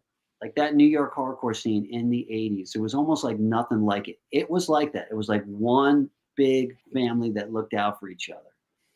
And it was really Agnostic Front that made that happen. And that record kind of like with songs like United and Strong, Blacks and Whites, Punks and Skins, that was like the blueprint that created that incredible scene. So I love that record, Victim in Pain. Another record, of course, that had a huge impact on me was Age of Quarrel. I always knew that the Cro-Mags were Krishnas. It made me distrust the Krishnas because they were the guys who were beating everybody up.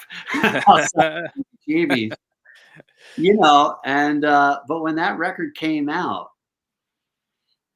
and you read lyrics to, like, you know, most of their lyrics were just crazy, don't tread on me, survival of the streets, crazy sort of like as they were, but there was little diamonds that were in there, like we know. And you read those lyrics and you were just like, wow, like this is something I've never heard from a hardcore band. Like talking about what is life all about? What's the meaning of life? What's the spiritual meaning of life? No, that was uncharted territory before. Like We Gotta Know was like, that was one of the first kind of spiritual songs I heard. And then you had like Seekers of the Truth, wasting my time, serving my mind for sense pleasures I can find. I got to get back to the truth. You know, it was hard. You know, it was left behind. Wow. I never even thought of that kind of stuff before. Yeah. You know, I heard that song. So that was a huge eye opener. That was also a huge inspiration for me to that these Krishnas have something. Like there's actually some truth in there that I should investigate. So Age of Quarrel, mad props to that record too. Those are two biggies for me. One of my favorite lyrics is "All you hippies better start to face reality." Like just dealing with all the, like, you know, I mean, I'm sure you can attest to this, like being in the, like the new age, like yoga space and whatnot. It's especially when you know the absolute truth and you're just like, I'm trying to get through to you. I'm trying to get through to you, you know, but there's, you know, certain things that you just don't want to like take in, you know, but at the same time, you have to, like, you know, be like respectful and kind and just be like a person that you said, like somebody that's of service to others, you know, and you do that more. And I think the message kind of will kind of manifest itself in your actions. Yeah, for sure. Sundarananda says, one of the best things about those days in the Brooklyn Temple when I first started going there was exactly what he just said. It was funny. Everyone was so eager to make obeisances to each other. There was so much love and respect. You walk in and see someone and you'd both jump on the floor immediately. Please accept my obeisances, Prabhu. No, please accept mine. Yeah, it's a nice culture. Where else on this planet are you going to find a culture where people call each other? I tell you, it was so funny. The first time I went to India, and I was almost like a brand new bhakta. I hadn't even been a devotee for a year, and I went to India and I went to Vrindavan. And at the temple, and especially in Vrindavan, everybody's Prabhu, Prabhu, Prabhu, which is a Sanskrit word that means master. Mhm. So woven into the culture is this language, even in the language that's woven into the culture. I'm here to serve. I'm here to serve. I'm here to contribute. Prabhu, Prabhu, Prabhu. And then I remember I got off the plane, and there was all these like homeboys that were like at the airport. They're like, "What's up, dog? What's up, my dog?" And I was just like, "Wow." I just came from a place where they call everybody master. Now I'm in a place where they call each other dog. I was like, Quite a contrast. yeah. Well, it's a cool culture. It's a culture that fosters, you know, service. Yep. Absolutely. Trivik Ram says, "Is there a new Shelter record coming?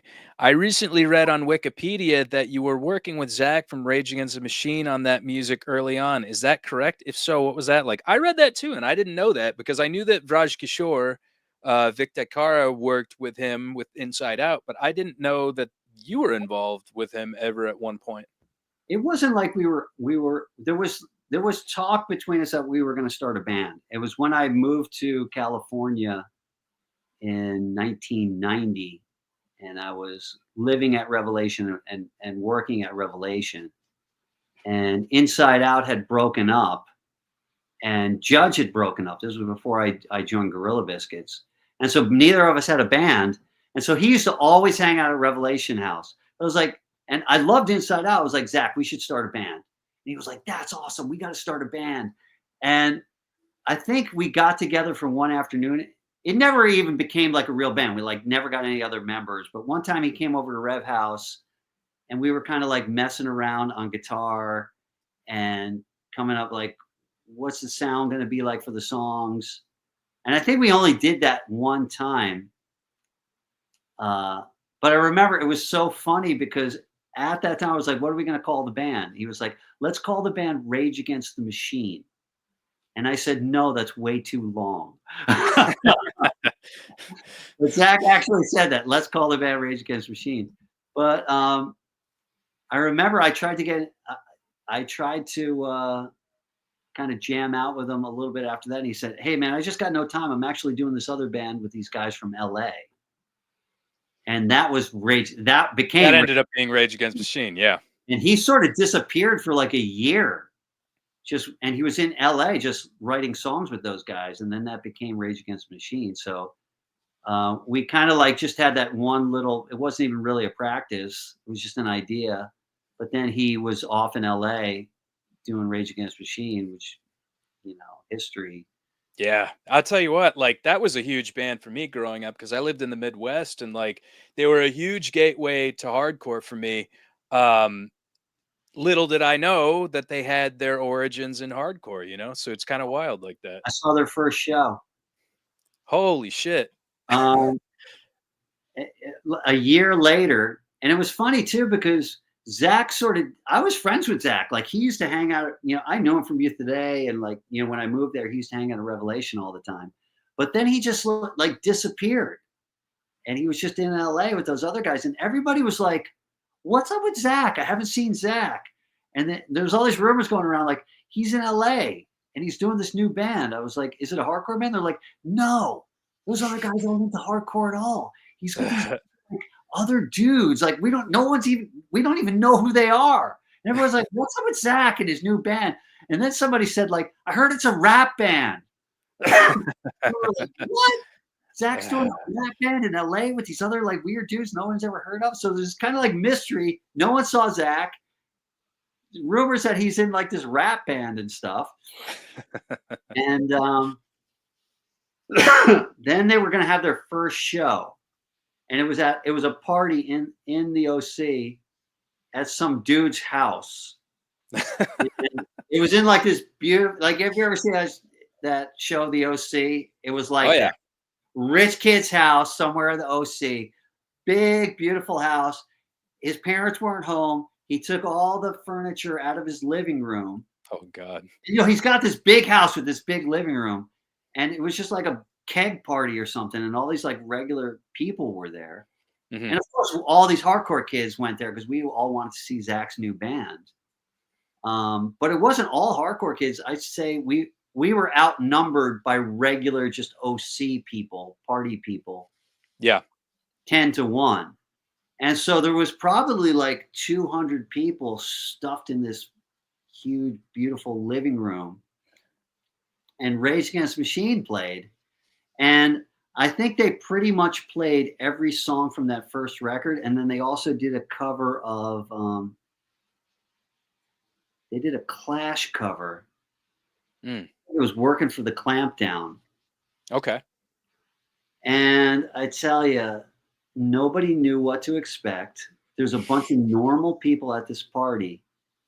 And I think the first song was like, fuck you, I don't do what you tell me. Fuck you. And the whole place was just like this. Here's an unknown band playing the first show. Nobody knows any of the songs. They were so good and so electrifying. And there was just some magic from that band that even people that weren't into like punk or hardcore or anything, everybody was just jumping up and down. And Oh yeah. and from the like I saw and I went up to Zach, I was like, dude, you guys were freaking incredible. Like I can't even believe how good your new band is. And literally 6 months later, they're signed. They're a huge band, like Crazy. then they're the biggest band in the whole country. But yeah, I got to see their first show, which was really cool. Did that house get destroyed? It didn't really get destroyed because the guy was smart enough to kind of move all the furniture and breakable stuff out of the living room. So the living room was just kind of like open. But yeah, people were definitely like jumping up and down and like super into the band, That is wild. which was crazy for a band that nobody even knew. Right. Right. Yeah. I mean, like I said, massive game changer for me in that, like, I feel like is, you know, when you don't have music, like access to music or any of those scenes anywhere, which I think was probably the vast majority of my early adulthood, like you hear something like that. And I remember I was like a freshman whenever Evil Empire came out, and like just seeing like all the the imagery with the people running up the hills with the flags and stuff. I was totally floored by it. Nothing I'd ever seen before. And then fast forward like a few years when I'm into hardcore, I was like, wait, Zach De La Rocha had a hardcore band? I was like, what? That was like mind blowing to me, Yeah, I remember when Youth Today used to play. He was like a little straight edge kid, and he would play Fenders out in California, and he would just like I noted him because he would go so nuts. Like he would just do like 50 stage dives a song. He'd grab the mic, he'd scream. Like he was so I never saw anything like it. Like Mm. he was so energetic and crazy at these Youth Today shows. I was like, man, that kid is just like he's nuts. Let's see here. Ramon says, how was straight edge in Europe back in the day? Well, let me go back to Trevor Crumb's other question. He asked about Oh, shelter stuff. Next year, Shelter's actually going to be playing a lot because it's the 30th anniversary of Mantra, and so we already have like a bunch of shows. We booked a tour in Europe, which is like a longer tour. Usually, we never play long tours. We do 2 or 3 shows or 4 shows or something like that. But I think we're doing like 2.5, 3 weeks or something in Europe. And the shows are like selling out. It's so crazy. Like we just announced the shows and they put the tickets on sale and the tickets are selling like crazy. Like the whole tour will definitely be sold out by April. And so we're going to be playing a bunch of shows and the response has just been crazy. We're going to do the whole Mantra record, plus some other songs. And it got me inspired to maybe try to write some new Shelter songs by that tour. And maybe just put out like 2 or 3 or maybe 4 songs or something like that. So hopefully I can get the time to do that. yeah. I mean, like, and let's talk about Shelter a little bit because, I didn't really know much about, the early history of the band for the longest time. And like, to be honest with you, my first exposure to Shelter was whenever you guys put out that album on Victory, When 20 Summers Pass. And I was like, listening to Stretch Armstrong was a huge one for me, and a lot of punk rock at the time. And so I was like, oh, this is pretty good. And then I was like, oh, these guys are like, they said they were into Hare Krishna. And I was like, Hare Krishna, like the guys in Airplane, I was like, that's kind of wild. And then I knew that like Cro-Mags were Hare Krishna. So like, you guys had put out albums on Montrology, which was I'm sorry, not Montrology, Super Soul, which was part of eventually got like picked up by Roadrunner Records, and then you guys got to. It was Roadrunner. It just had Super Soul on the back of the record. Oh, okay. That all right. It was Roadrunner. Okay, but then you guys, you guys really took off, and then you had videos on MTV, and like you toured with No Doubt, and like what was that like for you? I mean, was that kind of like, because playing with Judge and Youth of Today, and then it's like you're at a completely different level. Like, how did that kind of affect you? It was nuts because we put out Attaining the Supreme, and Attaining the Supreme was like, it was a big record. Like, I think we sold maybe like 25,000 copies of Attaining the Supreme. And like, we would go on tour and every show was like sold out and stuff. And, for us, we're like, wow, the band is actually pretty big. And then, because the band was getting big, we got signed to Roadrunner. And I remember when Mantra came out, I tell you, Roadrunner was such a good label. I mean, leading up to Mantra, we did so much press. Like their marketing team was just incredible. Their marketing team was better than any major label marketing team. We did so much press for Mantra record that there was so much hype. There was so much press. We were in so many magazines. We were in so many like big magazines before the record even came out. Just like talking about the record, there was so much hype for that record that when the record came out, the very first day, it sold 5,000 copies, I believe 5,000 copies in New York City alone. Wow. And it's like, oh, we thought it was big to put, to tour on a record for a year and have it sell, 20,000, 25,000 copies. Here we are, this record comes out. We just sold 5,000 just in New York City. And, and they just put us on tour nonstop. I mean, just like it was just tour after tour after tour after tour with so many big bands. And we play, and that was kind of like the era of festival shows starting too. Like we would go to Europe, we'd play so many like huge festival shows. We played Dynamo Festival, which was like 100,000 people, 90,000 people or something like that. Like we played like huge shows. And the band really like started to take off. I mean, we were convinced that we were going to be rock stars. Still are rock stars. Come on now. Especially after that No Doubt tour, because that was an arena tour. No Doubt, the biggest band in the country. Yeah. The one song was "Don't Speak." Yep. The opening act, and I tell you, people the whole No Doubt crowd loved "Shelter." Like we would go and people would cheer, and everybody knew that song. Here we go again, and yep. It was a wild ride. But you guys got to expose a lot of people to Krishna consciousness, and I think that, you take somebody like, George Harrison, like he got his, I remember Srila Prabhupada told him like he wanted to be a brahmachari and join the temple and stuff. He's like, no, do exactly what you're doing right now, and I think you guys were experts at that, and you have consistently been experts at that. That was the real success of the band, is that we spread bhakti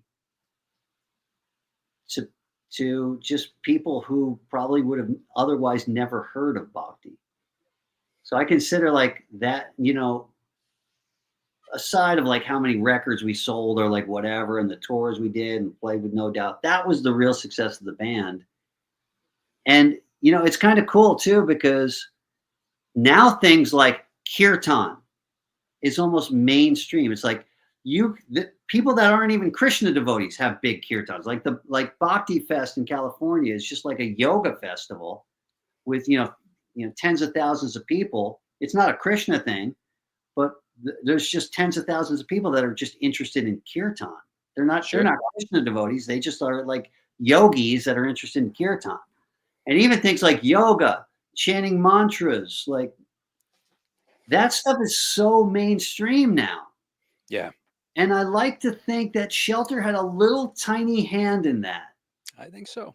just kind of like making that stuff, bringing that stuff into like, the mainstream consciousness. Yeah, I agree. I think those first few albums that you guys did, definitely like brought Krishna consciousness into the spotlight and probably made a lot of devotees. I know so many people that have met you and Raghu and some of the other members and like been like, yeah, I talked to these guys extensively and really got into the philosophy as a result of it. Yeah, and let's face it, Raghu is like an empowered guy. He was sort of put on this earth to talk about Krishna. I've been He's trying to get him to come on the show. he's still doing it. Yeah, you should ask him. Well, I did, and then he was like, kind of the same conflicts, because I wanted to originally do this in January, and you said you were going to be doing some traveling, so I think he's been kind of like experiencing the same thing. And I don't like to ask people like multiple times, just because I don't want to like club them over the head and inundate them and stuff. But if the time comes, I'd love to. I've actually never met Raghunath, so it would be a great opportunity. I mean, Raghu's a special person. That dude has no downtime. He is just on the go, on the go, on the go. Yoga retreat, yoga workshop, this, that, book thing. Like, it's just unbelievable. That guy just Yeah, doesn't like to have a day off. Like, yeah, he just goes and goes and goes. And somehow he's just got this kind of constitution where he just doesn't get burnt out by it. mm, It's pretty impressive. yeah. He So, he yeah, seems like he has that kind of energy. I guess that leads to a question like, how did you kind of get into like becoming the and what kind of yoga do you teach like outside of bhakti? Like I know that you are an instructor, but what kind do you teach and like what kind of motivated you to take that path? Because I was considering it at one point myself. I teach vinyasa. There's a lot of different kinds of yoga. Like, you can't just say I do yoga, because there's yoga that's like, you have gentle yoga, you have restorative yoga, which is just like super boring and not my type of yoga. Yeah, Um, there's a million different kinds. Like, as many bodies and people that you have, there's a yoga for you. Like, if you want to yeah, do yoga and you go to a yoga class and you're like, that wasn't for me, it actually is for you. You just took the wrong class. You just got to try a different kind of yoga. sure, sure, So, I am, my nature is, I like, there's a reason why I got into hardcore. Like, just kind of like a hyper person, love to move around, love to jump around, very athletic type of person. I like a strong, fast class where you're going to sweat. And that's vinyasa yoga. That's vinyasa sure, where you move, and the movement between poses is as important as the poses. And there's a lot of like arm balances and handstands and like really strong aspects of it. Like, you can literally do vinyasa yoga and get jacked. Like, if you do the right kind of like, and that was the kind of yoga like that I really just sort of gravitated to. And when I decided, it was really cool, because when I became a yoga teacher, um, I asked, like, when I got my teacher training, and I started to like actually teach classes myself. I was asking all these yoga teachers that I respected, give me some advice. You guys have been doing this for a long time. Give me some advice. I really want to start teaching yoga in a big way.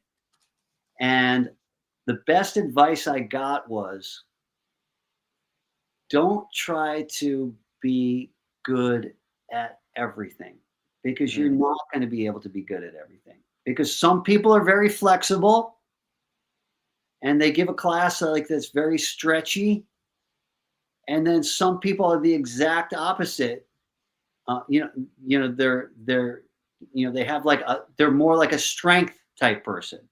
Yeah. I remember I used to take classes in India. This was another really great piece of advice. I used to take classes in India, and I took these classes that were just like they were so hard.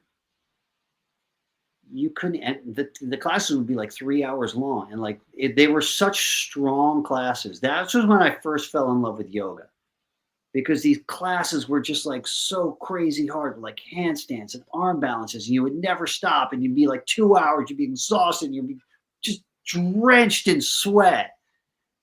And I remember, like, I was one of the few Western people in these classes. The teacher was Indian, Hmm. was like this older man. And I remember we did like a stretchy thing, and I'm not like the most flexible guy in the world.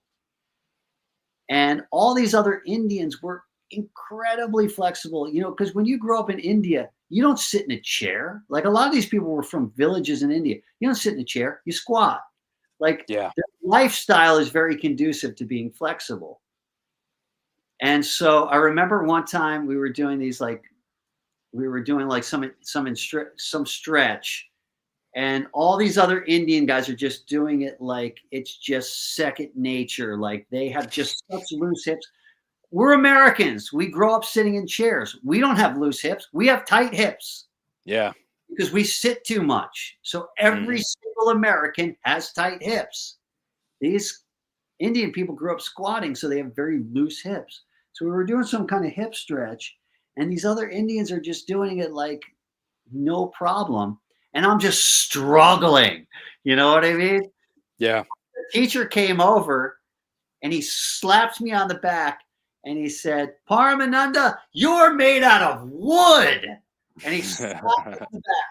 And, this was like a really big class, and all the Indians started laughing at me. And it was super like humiliating. Like everybody else in the class got this stretch down, no problem.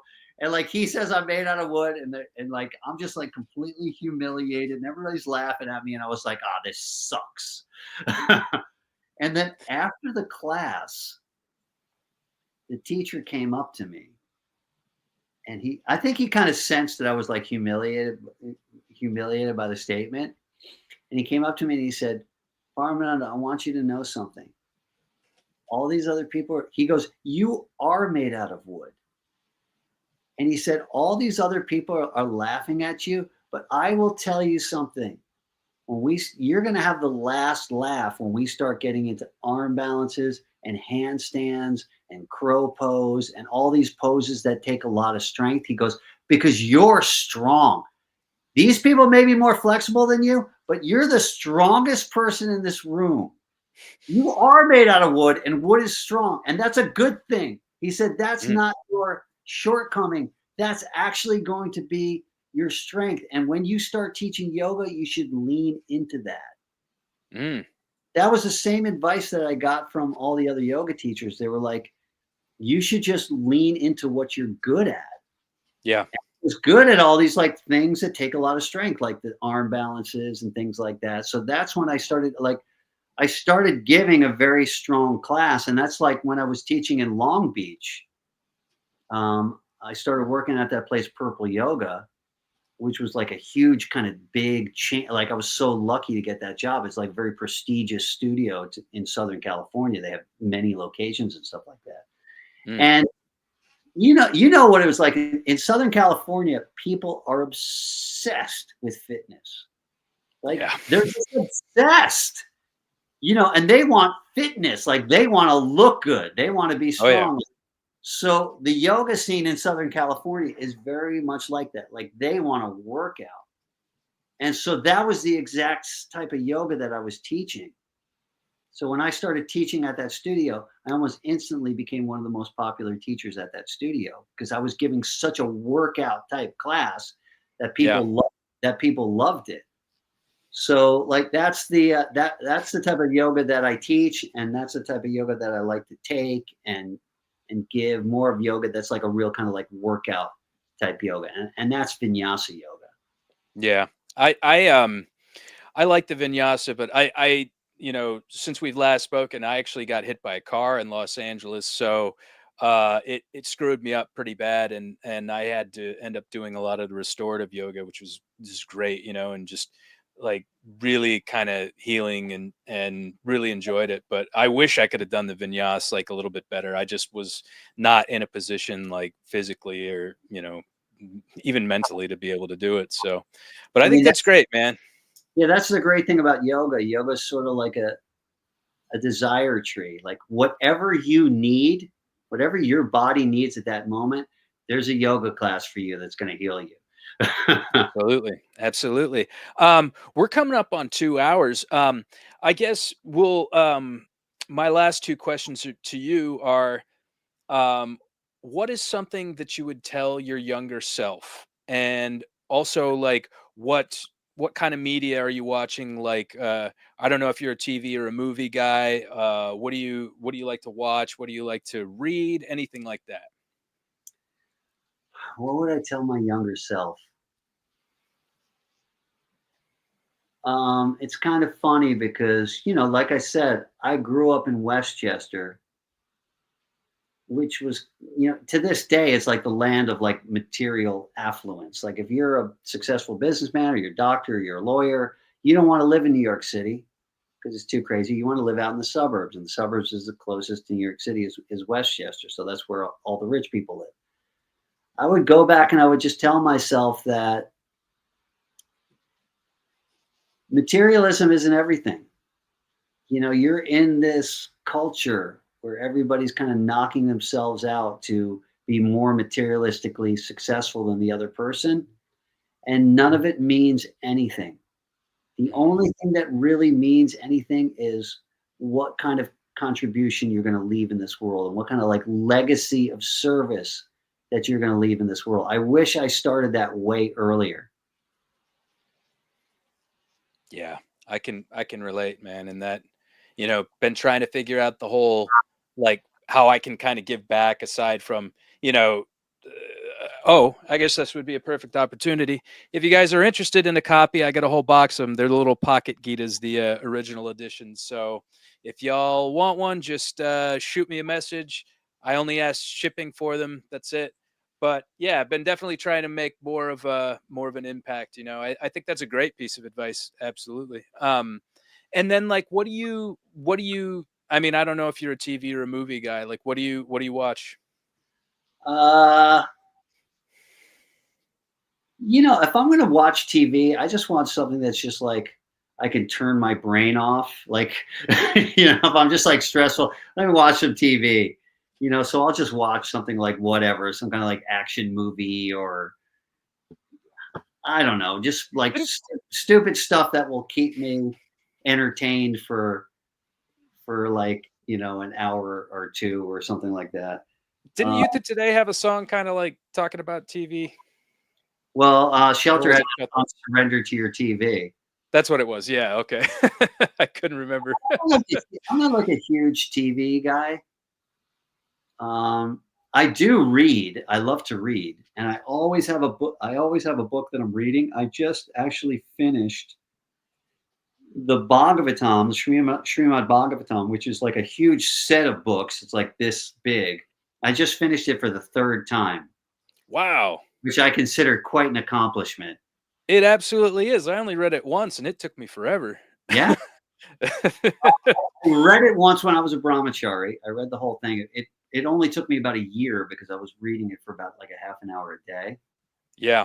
Uh, and then when I was living in Boston, I used to bike to work every day, and that's when the audio version of it came out. The audio version Ooh, with purports just came out, and so I had my iPod, and I would listen to the Bhagavatam every day, and I listened to the complete Bhagavatam with purports, and I did that once, and then wow. I finished rereading it, like actually rereading it again. So it's kind of like the third time going through that. And so whenever I always like to read Shastra every day. And so I had just finished that, and I wanted to reread the CC. I read the Chaitanya Charitamrita once, but I want to read that again. And I tell you, it's amazing.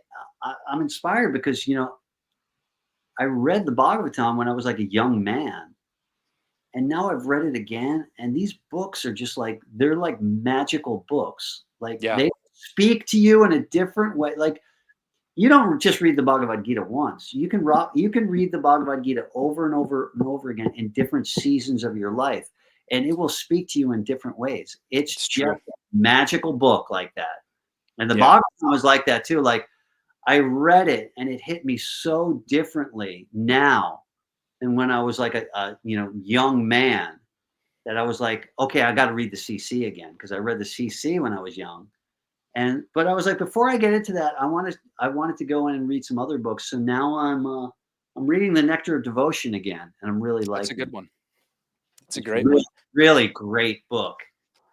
Uh, It basically describes what bhakti is, kind of in a very scientific way. yeah. So I need. Oh, go ahead. I'm sorry. I'm reading that, and then I have a bunch of other books that I want to read before I really get into the CC, because that's like a big commitment. That's a big library of books also. But I love to read, and I especially love to read like Shastra. And a lot of as I go throughout the day, I actually listen to a lot of stuff. When I'm driving, and when even when I'm like riding my bike and stuff like that. Uh, I like to listen to things, and right now I'm listening to the Chaitanya Bhagavat, because I'm going to India in January. Me and my son are going for a month, and the first place we're going is Mayapur. And Mayapur is, the land of Lord Chaitanya. So I'm listening to the Chaitanya Bhagavat. There is a great channel. Man, I should plug this guy's channel. Sure. Wisdom of the Sages. No, it's not Wisdom of the Sages. Okay. Hold on, let me look this up. Assumed that he was the ferocious form of. Hold on. While we're looking it up, let me just go ahead and plug my merchandising company here real quick. Hell's Heart Merch Co. You can go to hellsheartco.bigcartel.com. Use code 20 for 20% off your entire order. And it's my birthday today, so if you want to give me a present, buy a shirt. It'd be like giving yourself and myself a present at the same time. So let me throw up some samples. They're all movie stuff. I'm a movie guy. We got Bullet. We got the Black Flag mock right there. We got Psycho 2. That's a Scream glow in the dark. There's another Scream glow in the dark, but that's just sampling, just a little smattering. So if you want to go over there, check out, see what we got there. Use the code 20 for 20% off your entire order. What you got for me? All right. There might be some devotees out there that are watching this, or if you're interested in this stuff. There is a YouTube channel, and the guy's name is David Lugan. DAVIDLUGAN. It's written like one word, David Lugan. And if you go to his playlists, he's got every single one of Prabhupada's books narrated. It's unbelievable. And he's even got some off the beaten path books that are narrated, like Dialectic Spiritualism. You ever read that Oh, that's book? a good one. Yeah, I have. Yeah, you can get that on like YouTube, and you can listen to the audio of it. He beat me to my idea. Damn it. Chaitanya Charitamrita with purports. He's got the Bhagavatam with purports. He's got a bunch of Ayendra stuff on here. He's got Sadaputa lectures that you can listen to. He's got the Chaitanya Bhagavat. He's got Krishna book. He's even got small books like Raja Vidya, King of Knowledge book. There's so much good stuff on here. And I like just found it. And the first thing I started to listen to was Chaitanya Bhagavat, but I'm going to be like just going through this guy's channel like nonstop. Like, I got a whole year of listening from this guy's channel. Nectar of Instruction, Upanishad. It's really, really cool. So go check that guy out and subscribe to his channel. That stole my idea. I was going to do my own reading of the Bhagavad Gita and just put it up on YouTube, but rats. All right. Go check out his channel, I guess. Yeah. Thwarted again. Just saved you a whole bunch of time. Well, not to say that I wouldn't do it, because I thought about even like putting some, music in there, and like my plan. Does he narrate it with the purports too? Well, the Chaitanya Bhagavat it's just kind of written is like written like a story.